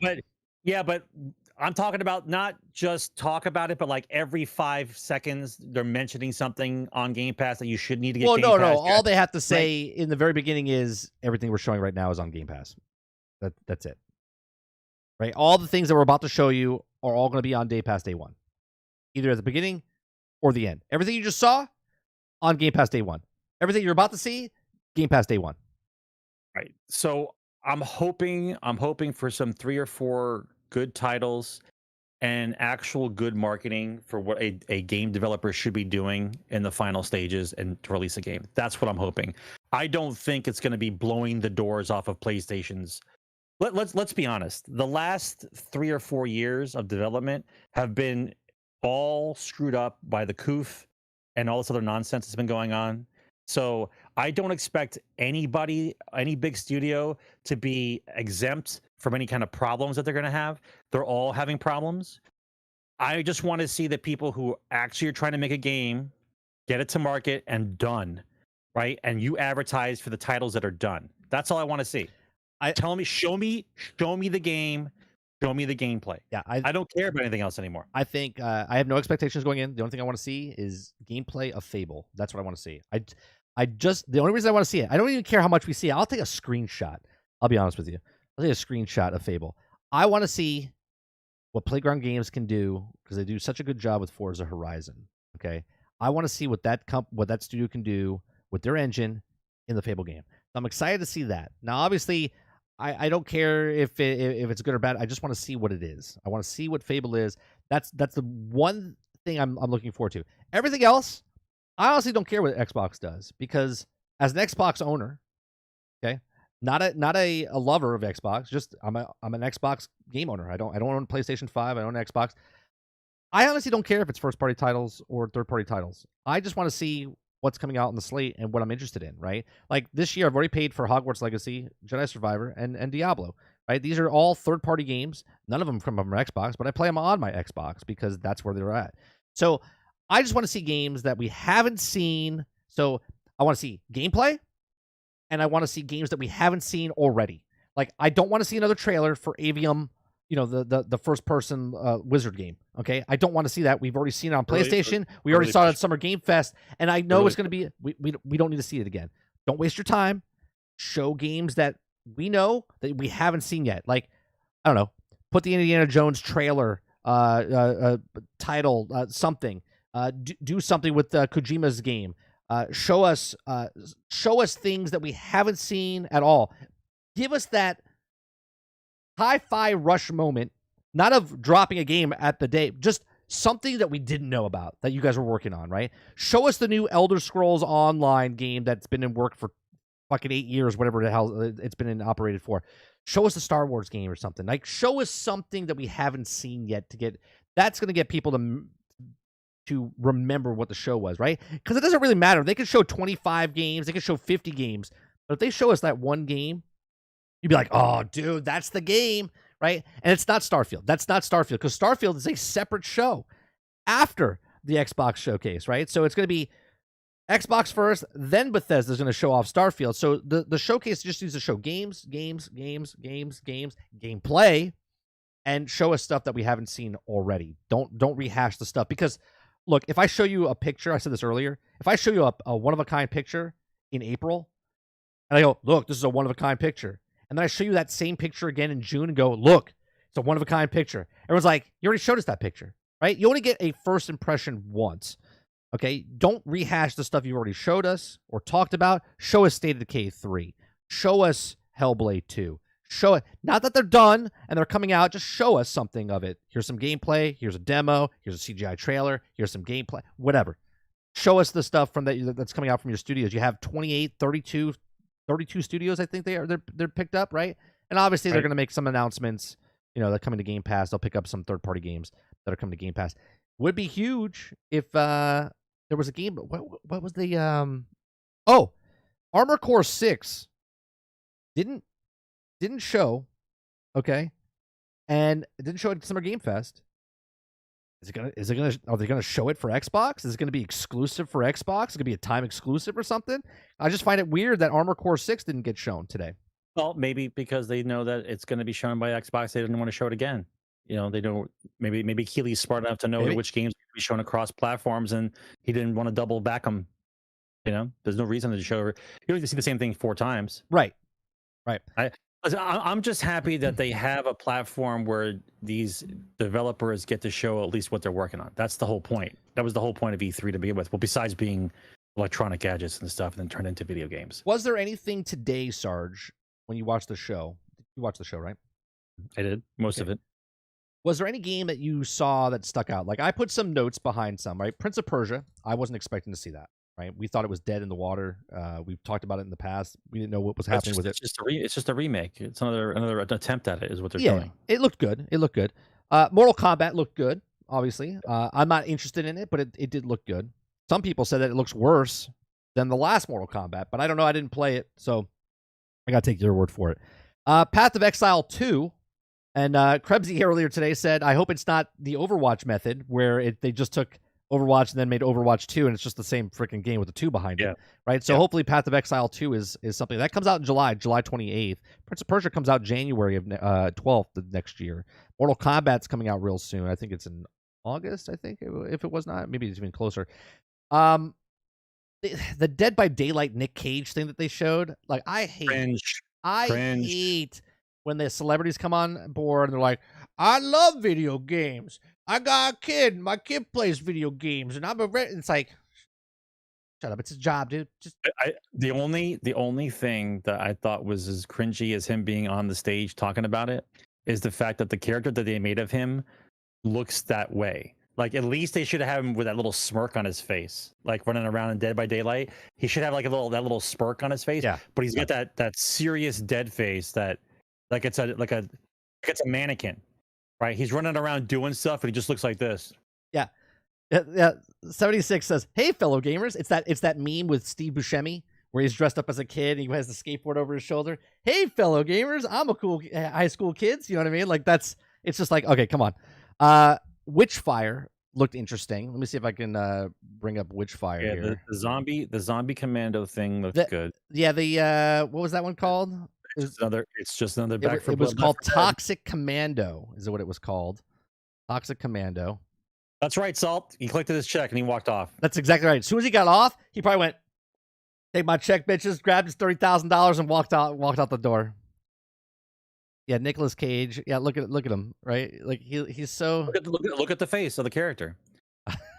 Like it's like you didn't put any emotion on it at all. Like just like a little smirk or grin. Nick Cage. Praise. High praise. Right? You got let's see, we got Mortal Kombat. Mortal Kombat, I don't even want to show it again because it's just so gruesome, which is amazing. That's not why I don't want to show it. It's just like YouTube gets like this one here, The Banishers.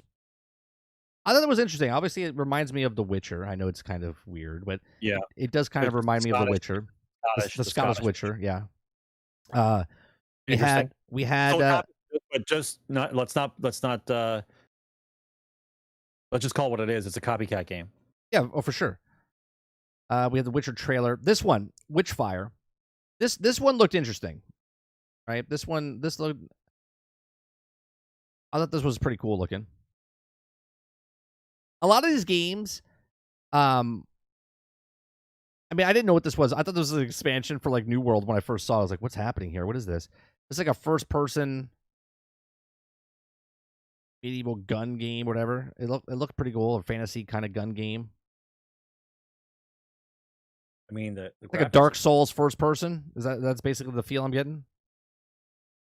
the effects look good. It looks crisp. It looks like it runs well. Animations are good. Yeah. I mean, it looks like it's got some work in it. I think the only thing it has going against it is its genre. Right. I think that's it.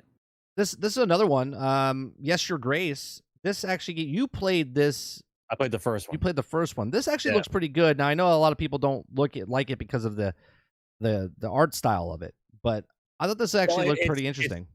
It's more okay. So if you've never played this game before, the first game is basically it teaches you how to make decisions and live with it, right? So you're the king, and people come in. I can't shut off my Xbox and turn it back on and go back. No, like the people line up. This is the original one. The original. There's probably more stuff that happens in this game, but like they come in and they tell you their problems, or they're the king, and so you have to decide whether or not that person's story or whatever else is good, bad, or indifferent, right? And the more people that come in, they could be local people, they could be people from your countryside, they could be people from other empires doing political stuff with you. And so you have to make decisions, and you're constantly making decisions. So if you're a kind of person that doesn't like to make decisions, you're not going to like the game. But what ends up happening is, as the days progress, the decisions that you have made lead to other things or other problems because of the decisions that you made. So you have to live with the consequences of your own decisions. Right. So maybe you started a war accidentally because you decided that you were going to help some girl out that was run away from wherever, but she ends up being the daughter of one of your rivals, and then he declares war on you, and now it's your fault. Like you don't know. You have to like roll with the punch. So it's interesting in that fact. It teaches you a little bit of reality of like the consequences of decision making, which is interesting for a game. You know what I'm saying? Right. But the second one, what it looks like is there's more to it. Like you might have to go to war, or you might have to do these other things. They didn't really get into it, but it looks like a more updated version and expands what the first one was. And obviously they did well because they have a sequel. Here's the next game: John Carpenter's Toxic Commando. I mean, this looks hilarious. Okay, look, honestly, this is Left 4 Dead. This is Back 4 Blood. This is that. Yes, but this looks like the actual sequel to Left 4 Dead, an updated modern version in present day graphics, and it's ridiculous. Look at it. They don't tell you. They don't tell you. This would be fun to me, you, and Tempest to play. They don't tell you this is co-op, but it looks like it's co-op, right? God, it better be co-op. This game lives or dies. This game lives or dies on co-op. But look how ridiculous it looks. It's hilarious.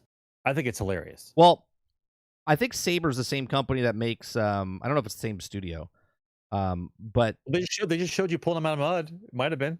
Well, they make SnowRunners and stuff like that. So the physics and the trucks do kind of look the part. I like how they threw John Carpenter's name on it, though. Well, I think that's hilarious. Because John Carpenter's like, well, fuck, the writer strike's going on. I'm gonna make a video game now. Right now, that one looks interesting. I thought now I'm not gonna play it, but it will definitely hook a lot of people. It is SnowRunners, right, Viking? The one that looks like it's Pokemon. You're running around in a world collecting Pokemon. Pale World, Palamones or Pal World. Yeah, here it is, right here. I got it. Yeah, that's a copycat game. Oh yeah, that's gonna be a lawsuit by Nintendo. Yeah, probably. Yeah. Probably. Probably. Stellaris was there. There was another one. Stellaris for mobile. Sorry. Yeah. Stellaris for mobile. They got the other one that was on there that I thought was interesting was the one where you're in the sky and you have to salvage. It looks like No Man's Sky, but you're in the sky. Oh, it's this one right here. That was interesting. Yeah, this one right here. Arc. Space Trash Scavenger. No, that's the astronaut one. That's which one were you talking about? No, that's not it.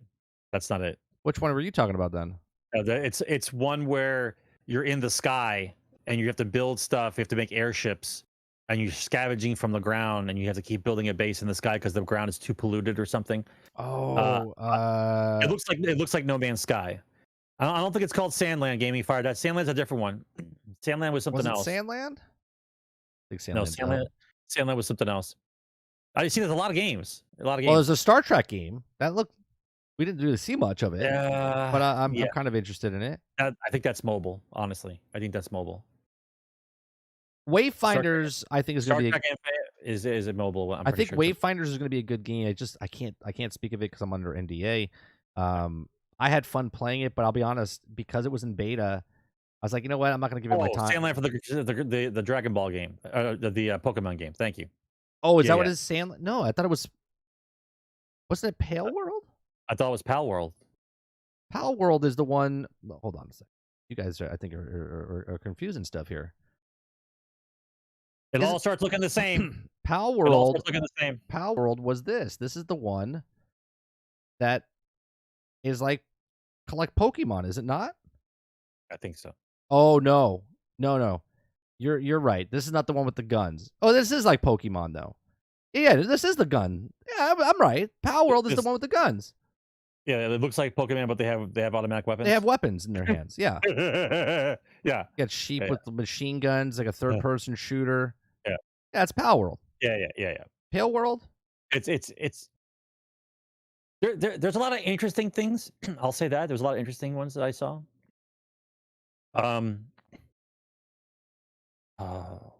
Just so many. Did you see, Sarge? They're bringing Optimus Prime into Fortnite. I could care less. It's Fortnite. It's Fortnite. I'm getting it. I'm sure you are. Anything with Transformers, right? Well, not anything, but another game. King Arthur was just straight up like I don't know. I get turned off when they say it's on mobile. I'm just like, yeah, I'm good. Another one that stuck out. Spider-Man 2. There were a lot of decent ones in there, though. Lord of the Rings: Return of Moria. The graphics didn't look good. Right? They look dated. It doesn't look dated. It looks like they're still working on it, like from 4 years ago. Now, isn't that Deep Rock Galactic though? That's exactly what it is. But Lord of the Rings theme. That's exactly what that is. Right. Lord of the Rings with Deep Rock Galactic. Yeah. Instead of bugs, you're going against the orcs. Right. Yeah. Now Warhammer, this looks good. And what really sold me on it, it did say multiplayer, didn't it? It said co-op campaign.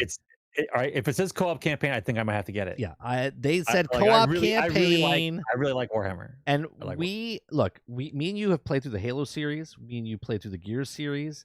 Except for Halo Infinite. This is except for Halo Infinite. This one seemed right up. I was like, co-op campaign. I was like, sold. Right? Like I was excited for this game, but what pushed me over to getting it was that it was it's 3-player co-op. That's right, Tempest. So you can join us. Are you all on the Marine side?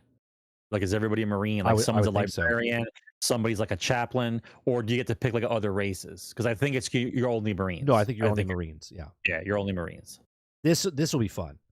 So then, like, what kind of characters can you pick though? So you have the commander, you've got the inquisitor, you've got the librarian, you've got the chaplain, like, who else could you be?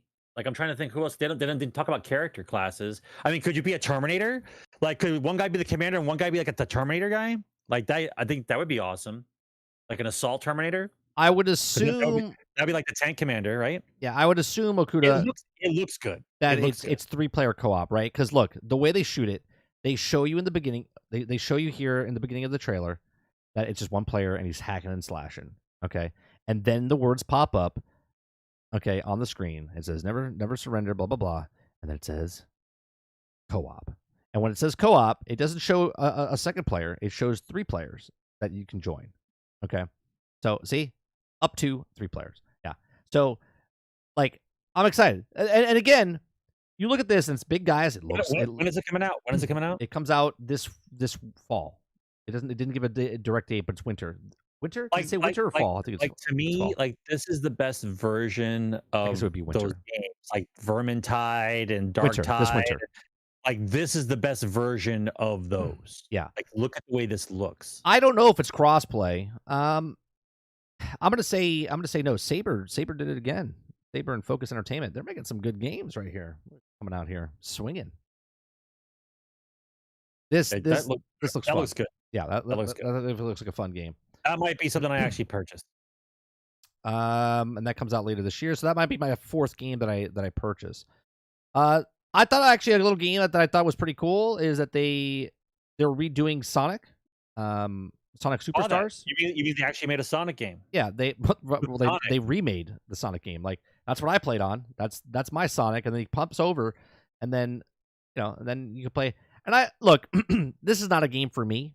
I told my son about it, and he's like, can I get it for the Switch? I said, sure, right, because he likes Sonic, and so I said they remade the game. I told him it's Sonic Superstar. He's like, what's that? I said, oh well. I said they took the original game and they made it into the newer version of the game. He's like, oh, okay, cool. So I said, graphics for you is what I said.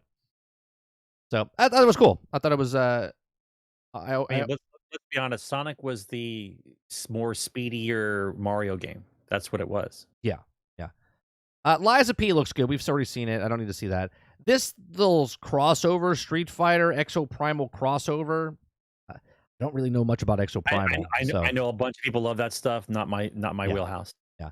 One of the things that showed a couple days ago that I wanted to bring up. I did recognize Guile right away, though. Is that Does give you any points? Raul and Guile, yeah. This came out the other day, and we didn't talk about it because we weren't live. But Teenage Mutant Ninja Turtles Shredder's Revenge that came out last year, they have DLC coming out. They have a new game mode coming out for it, and they have a new character that they're putting out for the game, which is the rabbit. I forget his name. It's like Yo. Isn't it Yo? He's a Shogun warrior. He's a bunny rabbit. He's a Shogun warrior. Yogimo or something like that. I forget. Yogimo something. I could never pronounce it when I was a kid. So, but cool, right? Because now you have him. Now you have Casey Jones still. You have April O'Neil, and you have the Turtles, and you have Shredder. So it's pretty cool. And then you can change the colors of the characters as well. Yeah, I could never say his name. Is it Yojimbo? I don't know what it is. Yojimbo? This game brings back such fun memories for me from being in the arcade. Did you see that they're coming back with Toxic? The same type of game, Toxic Avengers. Did you see that? What do you mean Toxic Avengers? The game, Toxic That's Avenger. a zombie game. No. Toxic Avenger. Like Toxic Avenger was an old B movie, bro. Yeah. You don't remember the cartoon? The cartoon? Yeah. Was on for maybe 6 months. Maybe that was it. Like you're talking about.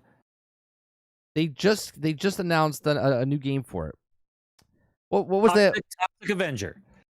The Toxic Avengers was a. Thank you, Mo. It's Toxic Crusaders. Thank you. Like Toxic Avengers, like an old B movie from the 80s. Yeah, they're redoing, just like here. This is the trailer. Let me get it. Let me get it up here for you.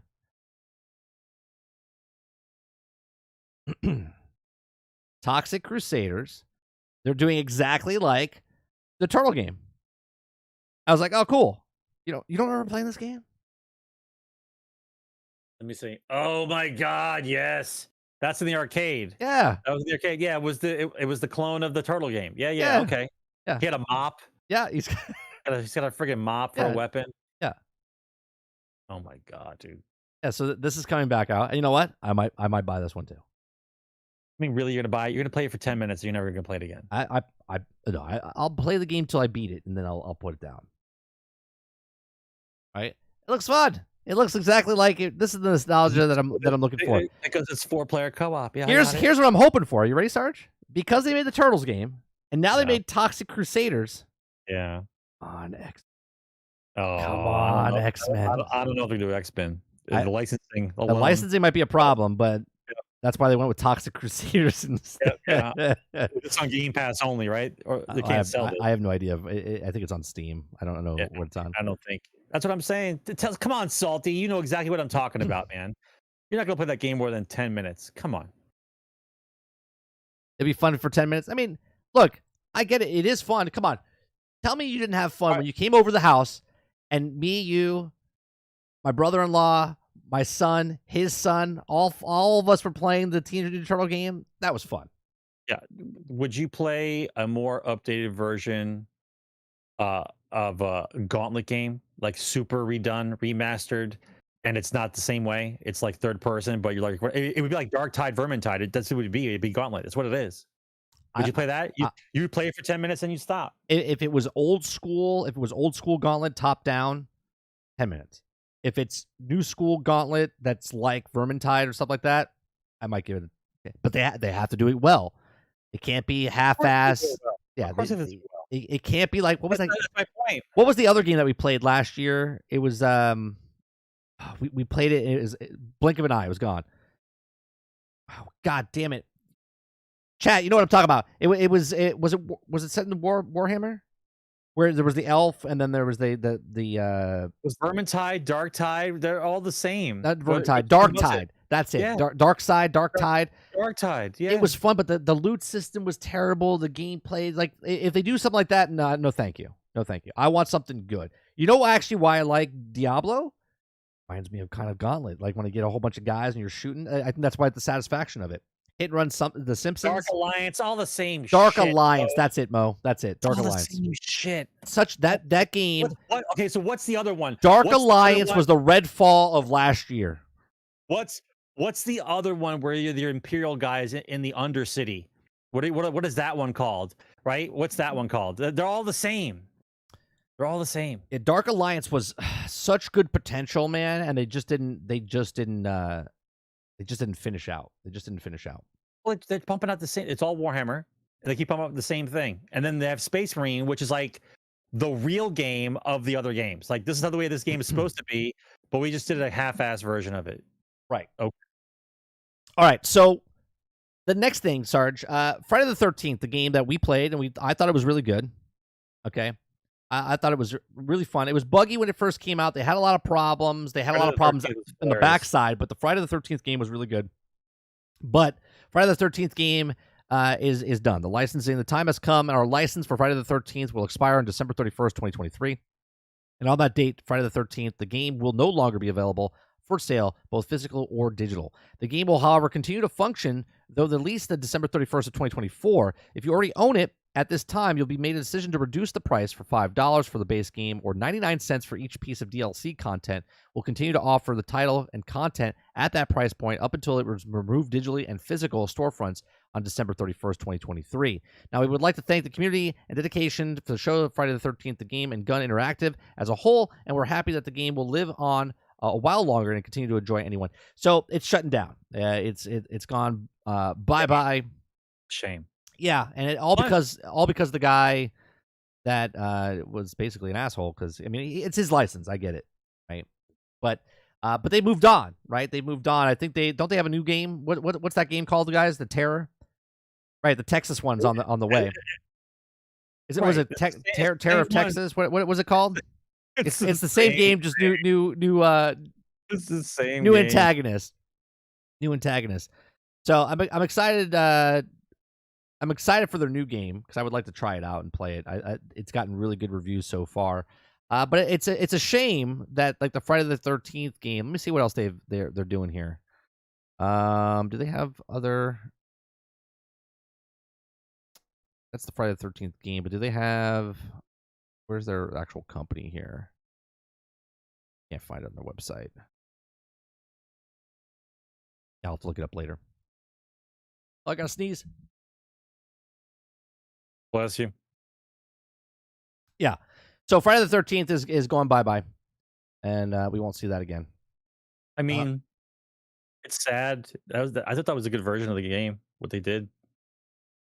There was a show after the show that I didn't watch, but it's Devolver Direct.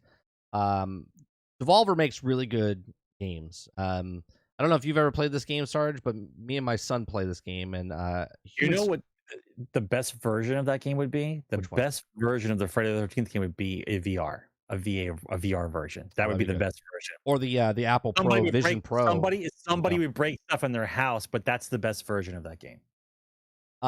Humans Fall Flat 2 is coming out. My son loves Humans Fall Flat. I get so aggravated with him because you know how he plays, and he's such a troll. Okay, my son's such a troll when he plays certain games, and to do the puzzle game and you need help doing it, I'm like, get on the thing. He's like, he falls off and he does all this stuff. But he loves that game. I love playing it with him. We're playing that, and we play a lot of Friends with Golf now recently.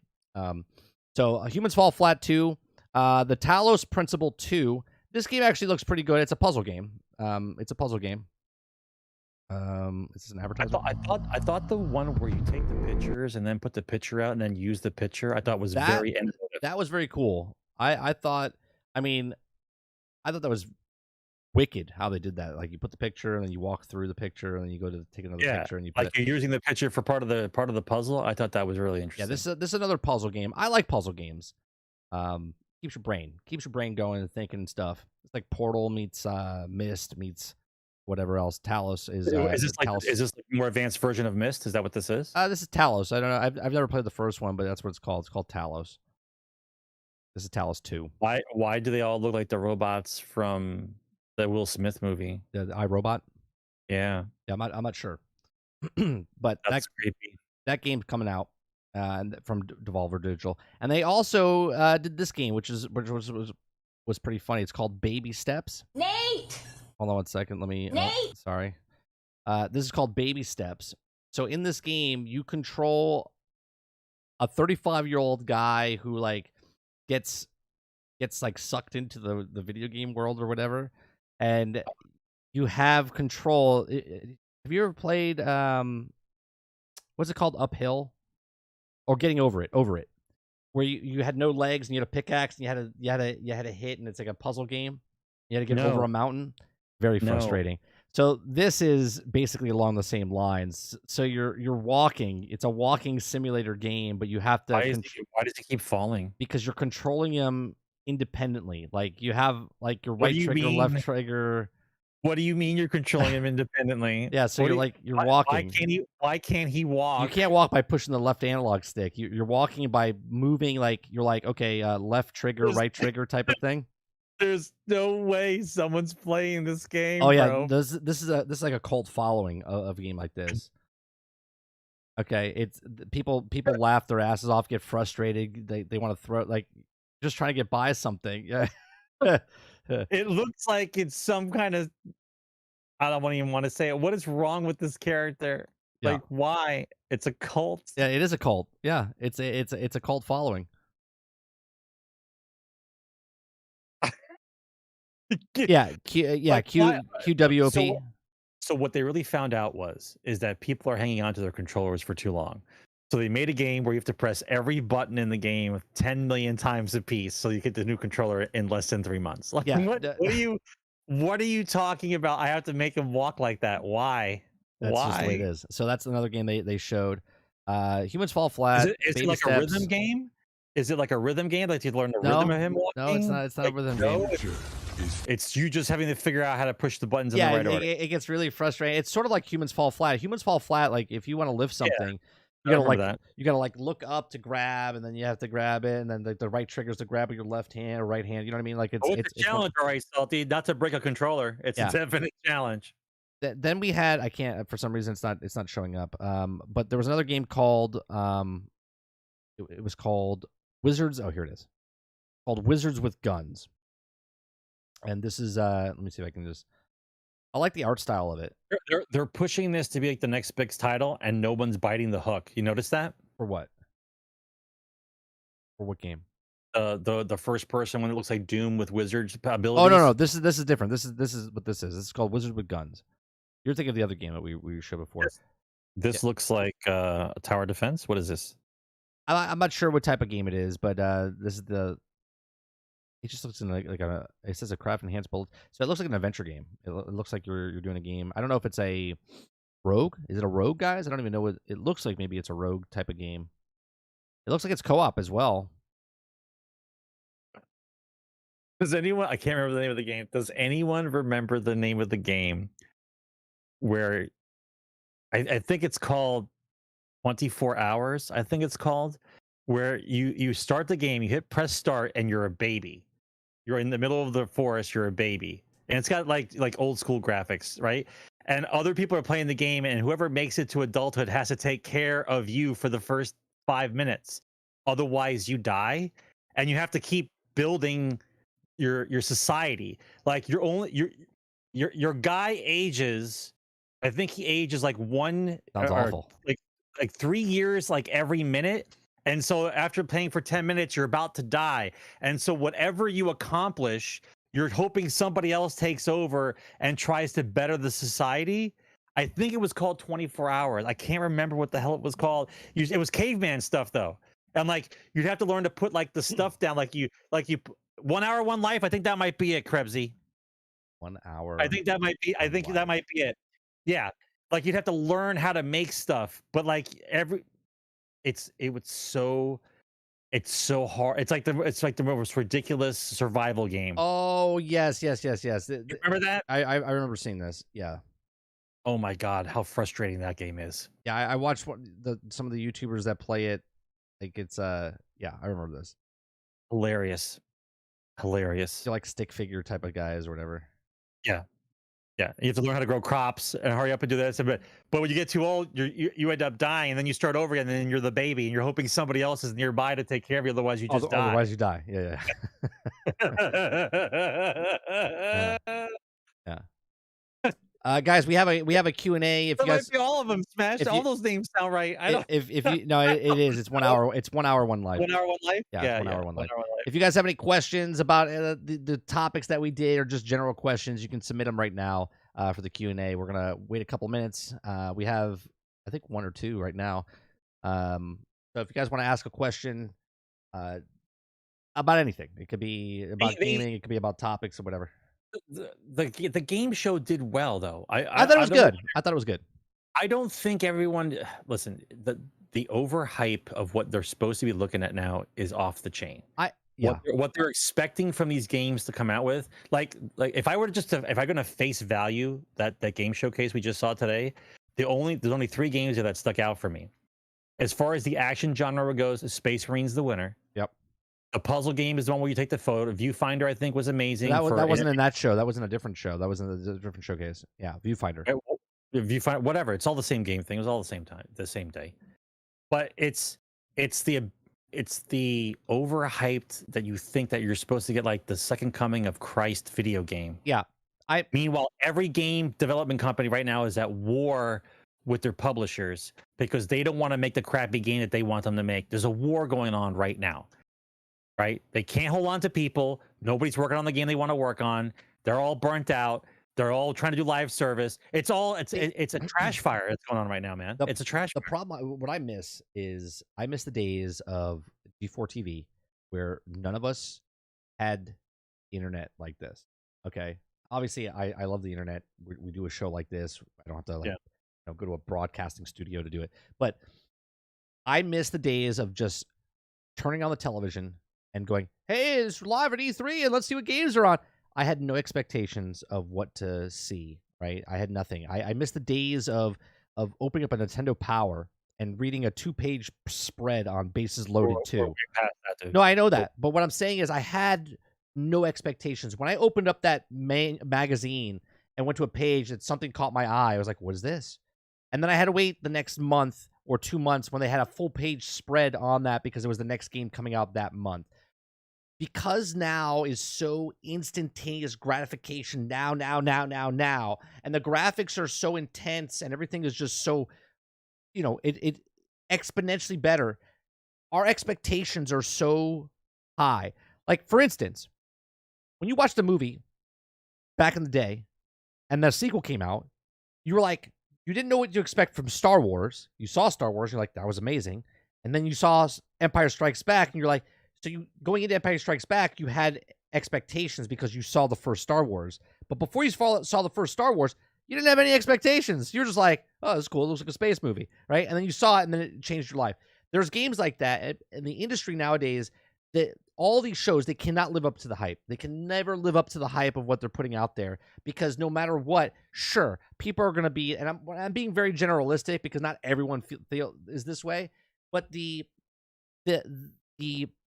vocal minority, when you go to Twitter or you go to something, they're just like, this is shit, this is boring, this is garbage, and you're just like, what? It was a good show. I thought there was plenty of games. I mean, yes, I'm not interested in buying a lot of these games, but I wouldn't buy a lot of these games anyway. I only buy 3 to 4 games a year. Like, if you look at my list here, I have a lot of, like, dashes next to things, right? I have dashes next to them. They got my eye. Like, so I got 1, 2, 3, 4, 5, 6, 7, 8, 9, 10, 11, 12, 13, 14, 15, 16. I have 16 games out of, like, I think they showed like 40.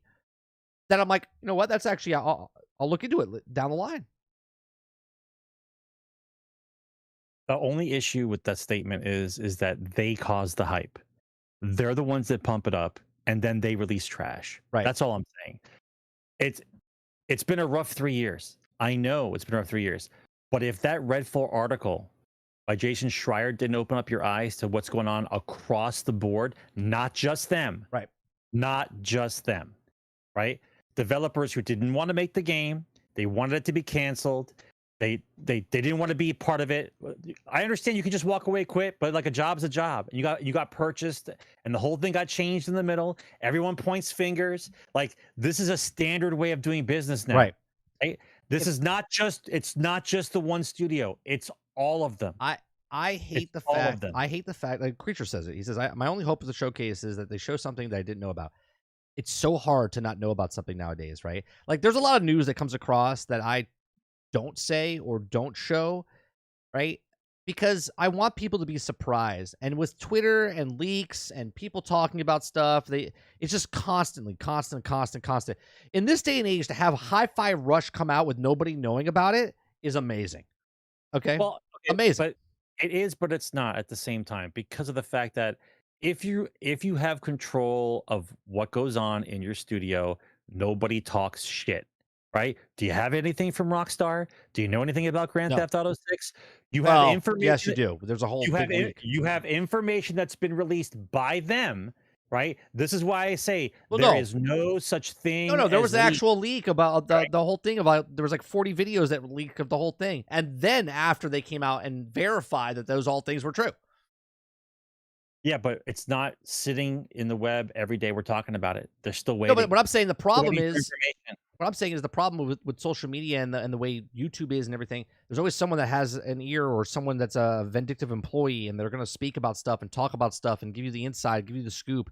And when it comes to a game show like this, we already know everything that's coming out, right? And then the problem is, if we don't know what's coming out, people put out a fake list or to hype up people, and then everyone's like, "Oh my god, they're going to show this," and then when they don't show it, everyone's like, "Oh, it's kind of boring." Right? And that, to me, is just mind-boggling. There were so many games that they showed. Yes, I'm not amazed. Like, I'm like, oh, I'm skewed. I'm 45 years old. I've watched so many gaming shows. I'm just like, that looks interesting, right? But if my son watched, he'd be like, oh, that's cool, right? Like, there's games that people that if they don't know about and then they watch for the first time, they get excited. But because we're so like into everything and they leak everything, everyone gets really like expectations. The Xbox showcase is going to be, expectations are so high right now. And honestly, I don't care. I'm just like, just show me Fable. That's it. To prove the point, the reason why you know that the hype is too high and expectations are too high is the reason why Starfield is a separate show. Yeah. Yes. Right? That's exactly why it's a separate show. Yeah. What happened to Nightingale? They showed it, didn't they about a month ago say it was being delayed, Viking? I think that's why we haven't seen anything on it. Neutralizer says the reason the year SGF Summer Game Fest didn't show a bunch of new games is because this year is loaded and we already know what's coming out. 2024 is going to be a dry year. 2024 is going to be a dry year?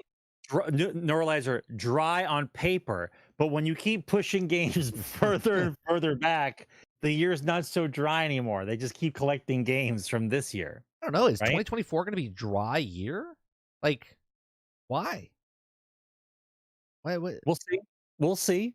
Listen, man, nothing's ever dry, right? What I like about, if I go along with Neuralizer's theory, what's good about a dry year is someone might want to come out with some game out of the blue that no one knows the hell it is, and they'll have no competition and actually do well. Yeah. Right? Yeah, that's a good time to come out when they're not coming out with anything. Then you come out with something. Yeah, Mo, I'm with you, man. Look, the reason I stream and the reason I want to show the showcase is because I'm excited. This is like Christmas to me, right? This is Christmas halfway through the year. I used to love watching the game show, and I would literally take off the entire weekend when G4 would cover E3, and I would sit there. And there's too much information. You would just sit there all day and just watch the television set and stuff. And I was in my 20s at that point, because when I was younger, like I said, we didn't have that. We didn't have a game show. You had to hear through it through magazines or something else. There was no internet. There was none of that shit. So when G4 came out and would go there and show you and show you the first footage. But now you can turn on any YouTube channel and and everyone talks about the same thing. All right, let's go to Q&A. Q&A. First question, if you guys want to be a Q&A, if you're a member, obviously I'll always read your stuff, and if you're not a member, we might not get to your stuff. It all depends on the time, but everyone can submit. YouTube Lurker says, what is your favorite game that is not Spider-Man 2 that has been shown so far this game show season?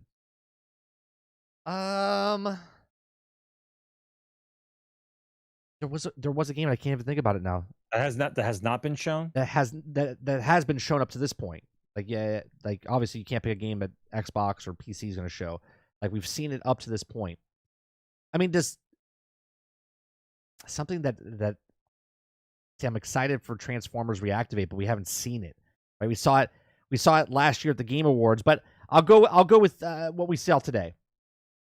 I'm interested because we didn't really see it from PlayStation. The Hell Jumpers, I'm interested in that, right? From today's show, I would say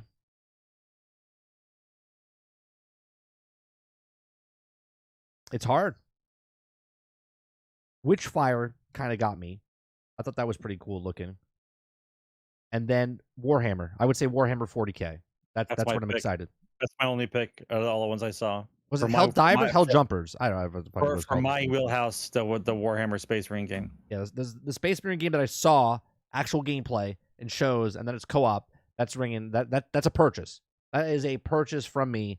Out of all the things they showed. Does that have to be on subject? No, Mo. You can ask us anything. It could be on the topic. It could be a gaming question. It could be anything.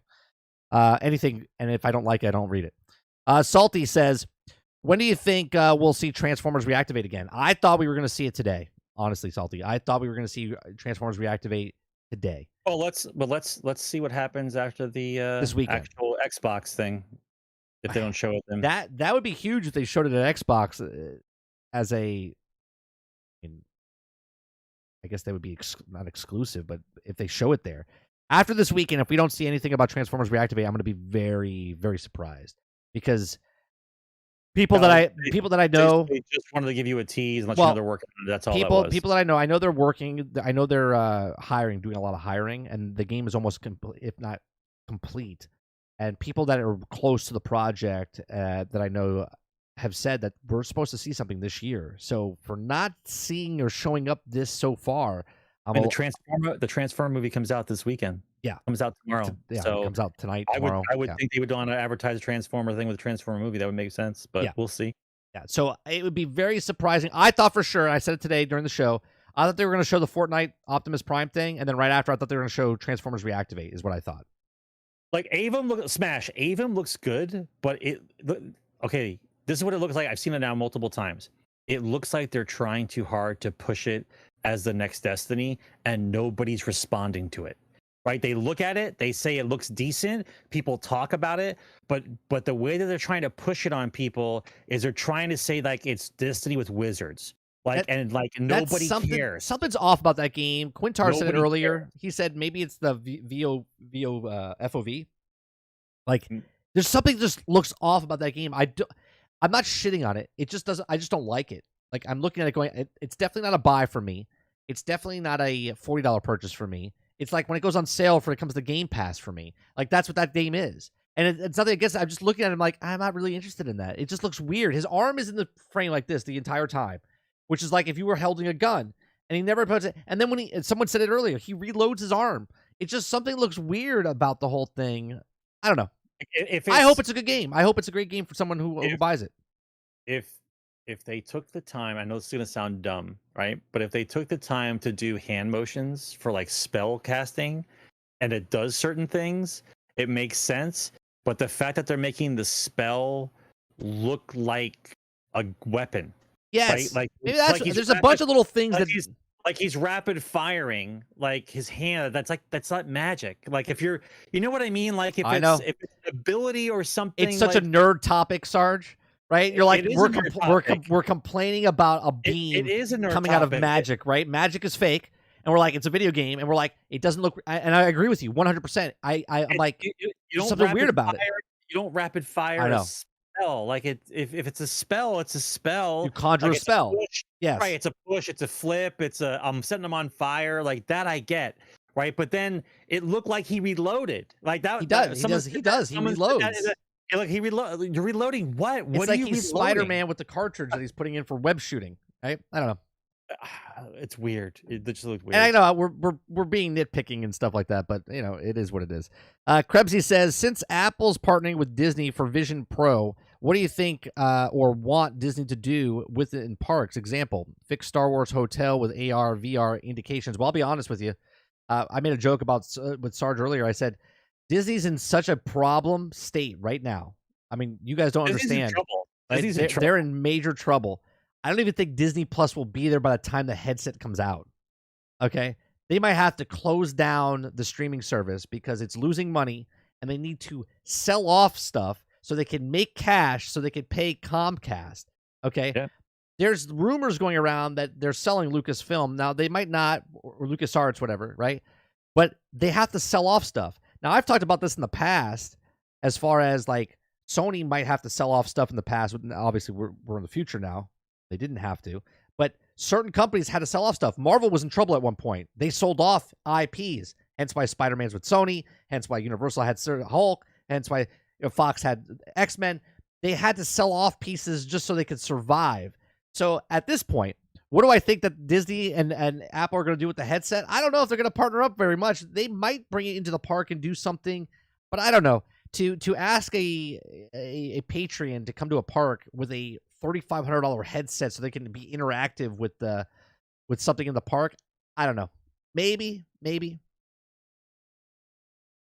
What do you think, Sarge? No, I really don't. You don't think they're going to do anything with Vision Pro with Disney? Until Disney gets their act together and everything back to normal, they're not going to be expanding or doing anything that involves any more cash flow or new rides or not. They're in serious trouble, bro. They're in serious trouble. That guy, the Comcast guy, is calling in the option. They have to come up with $9 billion by January. Right. Okay. So my $9 billion. Yeah, they have to. Well, on the low end, $9 billion, because they can finance the rest. They really need 20. They really need 20 is what they need. But the point being is, I'm so hoping that Disney is so in trouble right now that they have to sell back Lucasfilm to Lucas. That's what I'm hoping for. Well, right? That's what I'm hoping for. I'm hoping that Lucas buys back Star Wars for a discount and then fixes it. I'm kind of upset because I did show that video before I deleted it, so I have to go back and watch my videos on this new channel. But I predicted this. If Lucas buys LucasArts back from Disney, I predicted this. I said that he did this to make money off Disney and then take it from the inside. Basically, I said that George Lucas is the emperor, right? He's like the senator that turned into the emperor. He set Kathleen Kennedy in there to blow it up from the inside out, and then he's going to buy it back. Now, Mighty Morphin Power Rangers, Disney bought, and they paid like $5 billion or $7 billion, and then the owner, right, and then destroyed it, and then the owner that originally had Mighty Morphin Power Rangers sold it for I think it was like $5 billion, and he bought it back from Disney for $60 million. You understand the devastation of what they did to the brand? Now, Lucas sold it for $4.2 billion.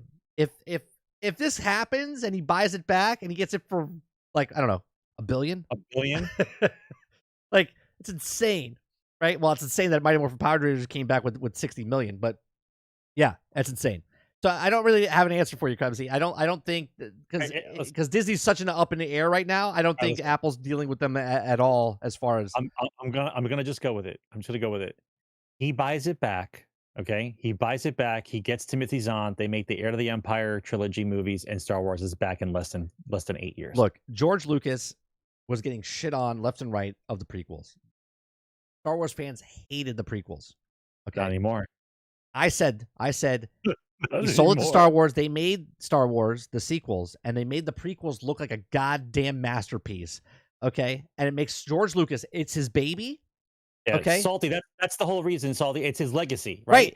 It's his legacy. If someone basically take your legacy and tried to throw it down the toilet, you would probably save it because that is his legacy. If it wasn't for George Lucas, we would not be editing like the way we do for movies, television shows. Correct. We wouldn't have the cameras that we have today from the technology that he had. We wouldn't have ILM. right? We wouldn't have any of this stuff if it wasn't for George Lucas. George Lucas's whole being of his life, his whole thing is LucasArts, is Lucasfilms, is Lucas. So his legacy is being shit on left and right from Star Wars. He sold his soul to the white slaves, is what he said, his quote. Okay. And now he's potentially buying it back, and he would be the savior. It would make him a god amongst everybody else in the entertainment industry because he could save Star Wars. He can. He can. It's such a weird position right now. It's such a the lawsuits are going to start happening soon, right? The lawsuits are because the stockholders want Disney to change direction, and they won't. They're still going down the same road, and there's going to be a class action lawsuit. The shareholders are going to sue Disney for tanking their own company. This shit is going to go real very soon. Yeah, very soon. I mean, Rome, Disney's Rome. I mean, burning. I don't understand, man. There's no. You have to start reading more about what's going on with Disney, guys. If you watch some of there's a couple lawyer guys out there that are doing the story on Disney. If you watch those guys on YouTube, you can look them up. Just talk about the Disney lawsuits and stuff. There's so much information out there. We're living in clown world, man. I want to see Disney come up with $10 billion by January. That's like saying you're a degenerate gambler and you owe me like $100K. And I have two guys with baseball bats waiting. Like Disney owes Comcast minimum about $10 to $12 billion by January. I want to see how they come up with it. To answer your question, Krebsy, because you're asking, do you think Apple will buy to make experiences on Vision Pro? I think I think they just make it to fit into the world, whatever it is, right? Like Sarge said earlier, like the sporting events. Sporting events is going to be people huge. Watching sporting events, live concerts, doing stuff like that, video games. So I don't know if they buy somebody, and they could. It all depends on what they want to do. But you got to remember, Apple right now is in the lead for gaming, all because of their streaming service, the Apple Play, whatever it's called. They're making the most money. They're leading in the mobile market for that. So I don't know if they really push in. I think this is just their test. You know what I mean? They're a big company. They have trillions of dollars. Maybe they buy Disney. Maybe Apple buys Disney. Maybe Apple saves Disney because there's not many companies that can. I don't think Apple saves Disney. I mean, they've always been buddy, right? We'll see. So listen, man. All I know is 10 billion is a lot of money to come up with by January, right? And is his promise. Remember what Iger said. His promise to I forget the exact vocabulary he used, but to restructure something else and get $5 billion liquidity like immediately. And the only way you come up with that much money that quick is a ton of people are getting fired. Yep. That's the only way you can come up with that much money, and a ton of things are getting canceled. Yep. There's no way you can come up with that much money that quick. I'm sorry. Next question comes from Creature. When will you finally be able to talk about Wayfinder? When it comes out. When it finally goes open beta, then I can talk about it. The next question. Krebsy says, do you think game events have lost their magic? I don't. For us. Yes. That's exactly what I was going to say. For us. I don't think they've lost their magic. Kids that are growing up looking at video games and whatnot now, no. Yeah. They feel the same way we used to feel when we were watching the first Halo come out. Yeah, I think Gears of War and that. Yeah. Yeah, I think there's more people that... There's more gamers now. Yeah, I think there's more people that watch it and are in love with it, the stuff they see, than there's more people that hate it. I think the minority is a loud, vocal minority, and I think it looks like from our point, because we're on YouTube, we watch a lot of stuff, we watch a lot of content, and we follow in that same circle. I don't think it's lost its magic at all. I think it's still there.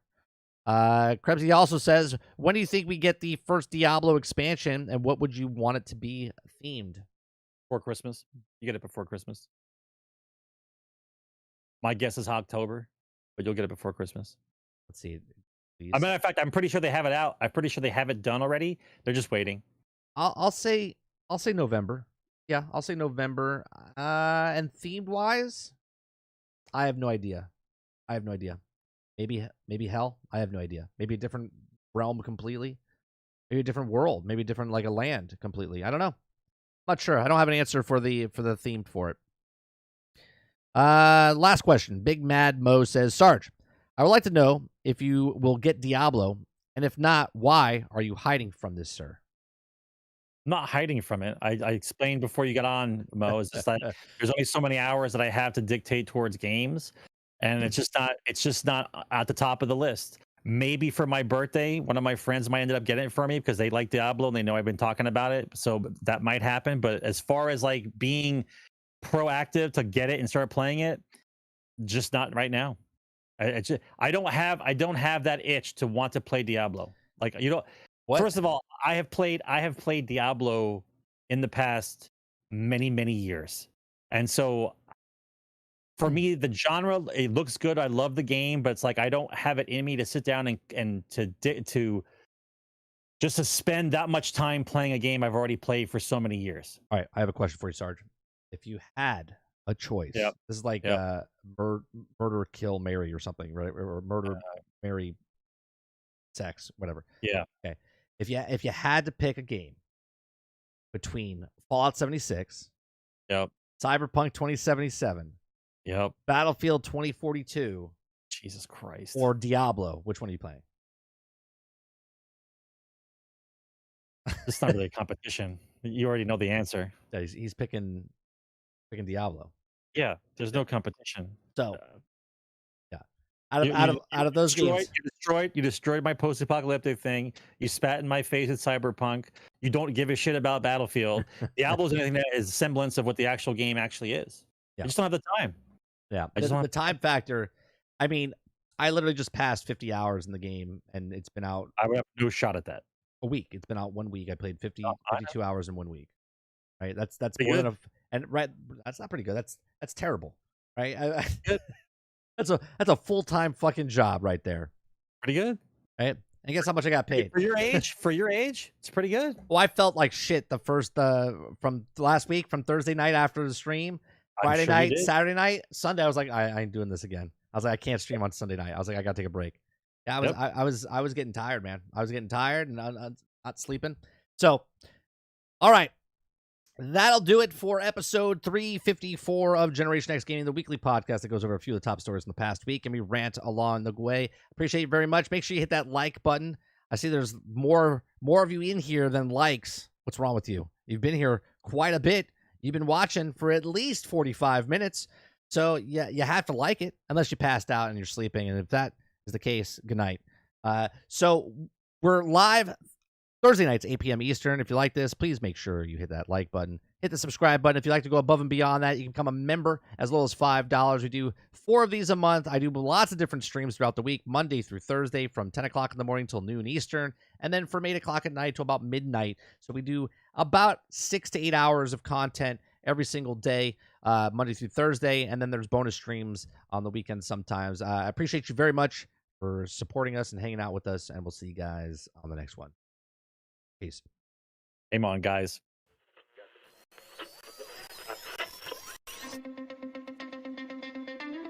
They're two brothers and gamers that have been playing games since the early 1980s. Combined, they have over 65 years experience. Join them each week as they discuss and rant about gaming and entertainment news. This is Generation X Gaming.